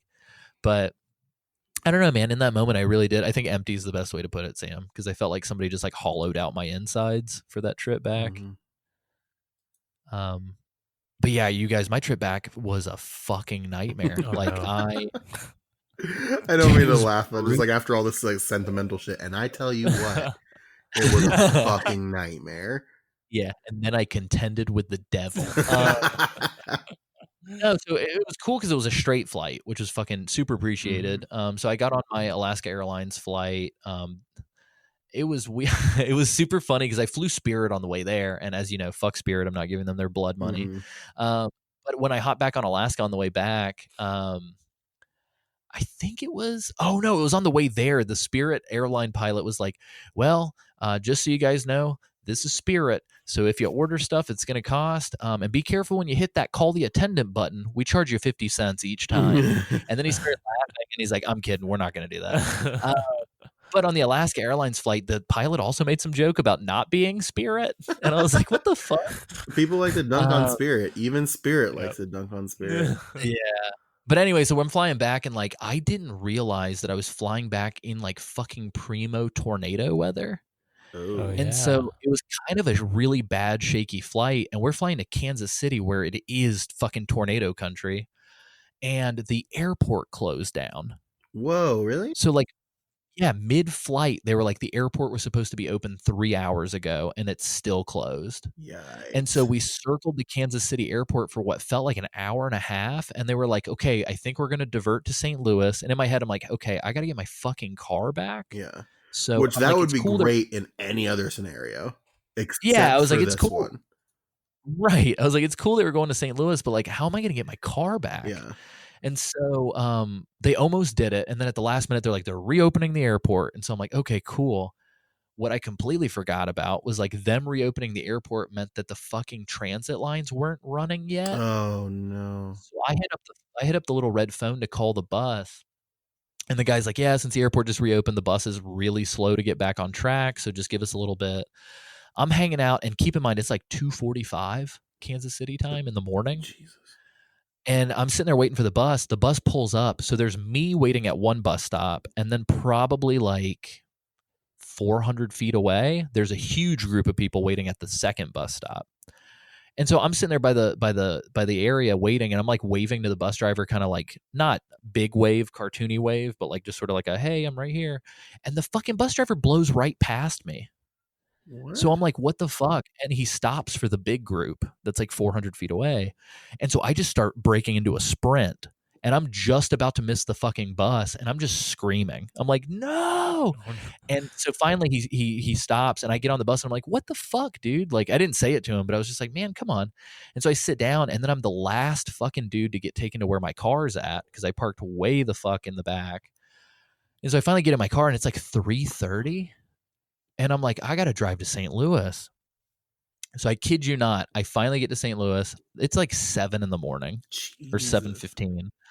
And as I'm walking in the door, Jerry's like waiting for me at the top of the stairs, all excited. And Kristen is literally just getting up to get ready to go to work. And I just go, hey, babe. And she's like, oh, hey. And then I drop my backpack and fucking passed out for like 8 hours. Jesus. And so that was me. And then it was like T-minus 6 days before I had to start filming my movie. So that was a fucking crazy week, which then turned into another crazy week, which is now a crazy fucking month where I have just not slept in forever. So, and that was our trip. Yeah. Well, fuck. We did it. Yeah, We did it. I think I might have recorded some audio driving back home from Kansas City. Let me see if it's here. If it's not, my bad. If it is, here it is. And how? And how? Damn it. She's like, and how? But yeah, man, I had a really good time. And I think I just want to say thank you to all of our patrons, because like, I mean, we're not going to be able to pay for the trip like immediately, but me and Isaac are kind of like back paying ourselves for the trip. And so like realistically, like, I don't know, if it wasn't for you guys kind of letting us know that you wanted to hear some interviews way back in the day, if it wasn't for Cam Clarke, who like, he laughs when I tell him this, but like him allowing us to interview him opened the door for all of it. Mm-hmm. And then if it wasn't for everybody on Patreon who's just supported the show, and all the people who like asked us to come back after like 6 months of not being on the air, none of this would have been possible. Like seriously, like we wouldn't have met David, wouldn't have met Cam, wouldn't have spent time at the Renton City Retro, wouldn't have made so many fucking amazing friends. None of this would have been possible without you guys. So I sincerely, from the bottom of my heart, just want to say thank you. Agreed. Thank you. There's not much more I could add to it. Like you said it just right. It was, yeah. You guys. Oh my god! Right. What the fuck? Uh-oh. My phone just scary. my phone just like did a thing. That's very weird. Did your phone become a Neopet? Yeah, that's what it sounded like. But yeah, without you guys, we wouldn't be able to do this, and we wouldn't have had the inspiration to even come back and do it again in the first place after that break that we had. So thank you. Yeah. Isaac, thank you too, because Isaac almost didn't come out, I'm pretty sure. Like it was just me and Sam for a long while planning. And then Isaac jumped in and was like, hell yeah, I want to go. Yeah. Yeah. I mean, it was partly before that time, I had only met Sam once before in like the 4 some odd years that we've known each other. And so I was like, man, I got to see Sam again. And it was just one of those things, you know. I Brothers. Well, and mad props to Zach James for just like jumping on, and I don't mean this in a bad way, but just like taking on the initiative to like fucking reach out to us the whole time we were together and ask us to like get on voice chat and video chat with him. Because we got to like live chat with Zach from the show floor and like just get on and Facebook video message with him. We talked to Cole Duncan over the phone on speakerphone for part of it. Which like Cole, thank you support us at a really high rate, and so we are able to do like Google Hangouts and phone calls and stuff with Cole as part of that. But it was super nice to just like not only be out there but also have like a bunch of fans following us on Twitter and Facebook and just like talking to us on Discord about everything the whole trip. Yep, it was a lot of fun, and honestly, it, if anything, even if we hadn't have had all this cool stuff happen, even if we didn't talk to David, even if we didn't go to this convention, even if it would have just been you guys coming out, it really just hammers home once again how cool you guys are and how important you guys are to me and how important friends are. So, thanks, guys. Yeah, you guys, we're To doing friendship. a good thing. To friendship. To friendship. And how? And how? And how? Oh no, he's He's here. back, boss. Can you give me a kept you waiting, huh? With that voice? I kept you waiting, huh? Jesus Christ. But yeah, so yeah, we'll leave it at that. I don't want to hammer the point home too hard. We've plugged it a bunch of times, but patreon.com/Metal Gear Mondays, all the things. You can go to metalgearmondays.com. Yeah. I want to hammer it home more. Hey, do it. I love you guys. Love you, Sam. Go to Twitter @Sangel. Love you, Sam. I love that too. I've been on Twitter for 10 fucking years. It's a long ass time to be on Twitter. It was a mistake. Did they send you a badge? They sent me a picture of paper folded like the number 10. You would think that Twitter could afford something else. They can't. We should have taken it to the IT director and been like, what the fuck is this? What the fuck, dude? What are you doing over at Twitter? Anyway. In his defense, he said he doesn't actually use Twitter all that much, which I was blown away by. I find that very funny. But then again, I bet you like the people who like work at Facebook don't use Facebook. Yeah, it's like people, because they know the insider shit, and they're like, I ain't doing that. I don't want them having my data. Yeah, it's like when you go to like I know a couple dudes who like cook at fancy restaurants, like they fucking eat like trash at their house. And then you go to me and Isaac had a friend whose mom was like a housekeeper or whatever, she'd come and clean your home. Yeah. And like she never fucking wanted to clean when she was off of work. Well, you know what I why mean? would you? Yeah. So it's one of those. So, It's one of those. one of those. One of them. Yeah. I love you too. Add AC Summerfield on everything. Go do that. ACSummerfield.com. Isaac doesn't love anyone. It's my turn. Isaac hate people. I love everybody. All right. Isaac stay up way too late because of Metal Gear Monday's limb. That is true. It is currently 2 a.m. my time. Yeah, you know it's nuts for Sam. It's like fucking What? It's 11. It's 11. Damn it. Listen, I'm starting to get. Yeah, I'm starting to get kind of tired. So oh my god, it's pretty rough. It was I think it was my favorite and least favorite part was like I was working remote for my day job part of the time I was in Seattle, and the fact that I woke up 2 hours after everybody had gotten started at work was like really frustrating. I was like, "Fuck, I'm so behind." Yeah, it's not all sunshine and rainbows here on the Pacific Coast. All right. Yeah, it's literally always raining. Yeah. So. Actually, it was really nice when you guys were here. Like it was. It's because we brought. It was unseasonably nice while you guys were here. Jesus. Hell yeah! What is that trap about? You want to hear more? You want to? Yeah. Not if it's copyrighted. I don't think it is. It's gone now. I'm not gonna lie. While we're doing the outro, I was playing a game, and an ad popped up. God. It's a simple game that I don't have to think about too much. And I get addicted to it. It's called Rope and Roll, and you have to use ropes to connect and make shapes, and it's very fun, and it makes my brain think. Isaac, what were you saying before I cut you off? I don't remember, actually. Wow. He doesn't have a twit. Oh, I don't. Doesn't have a twit on Twitter. That's Isaac. Nice. Well, you guys, you know what? Like, I'm gonna say something a little different. Just like, I don't know. It was so much more. It's more than a box. There it is. Y'all ready? Aww. Just a box.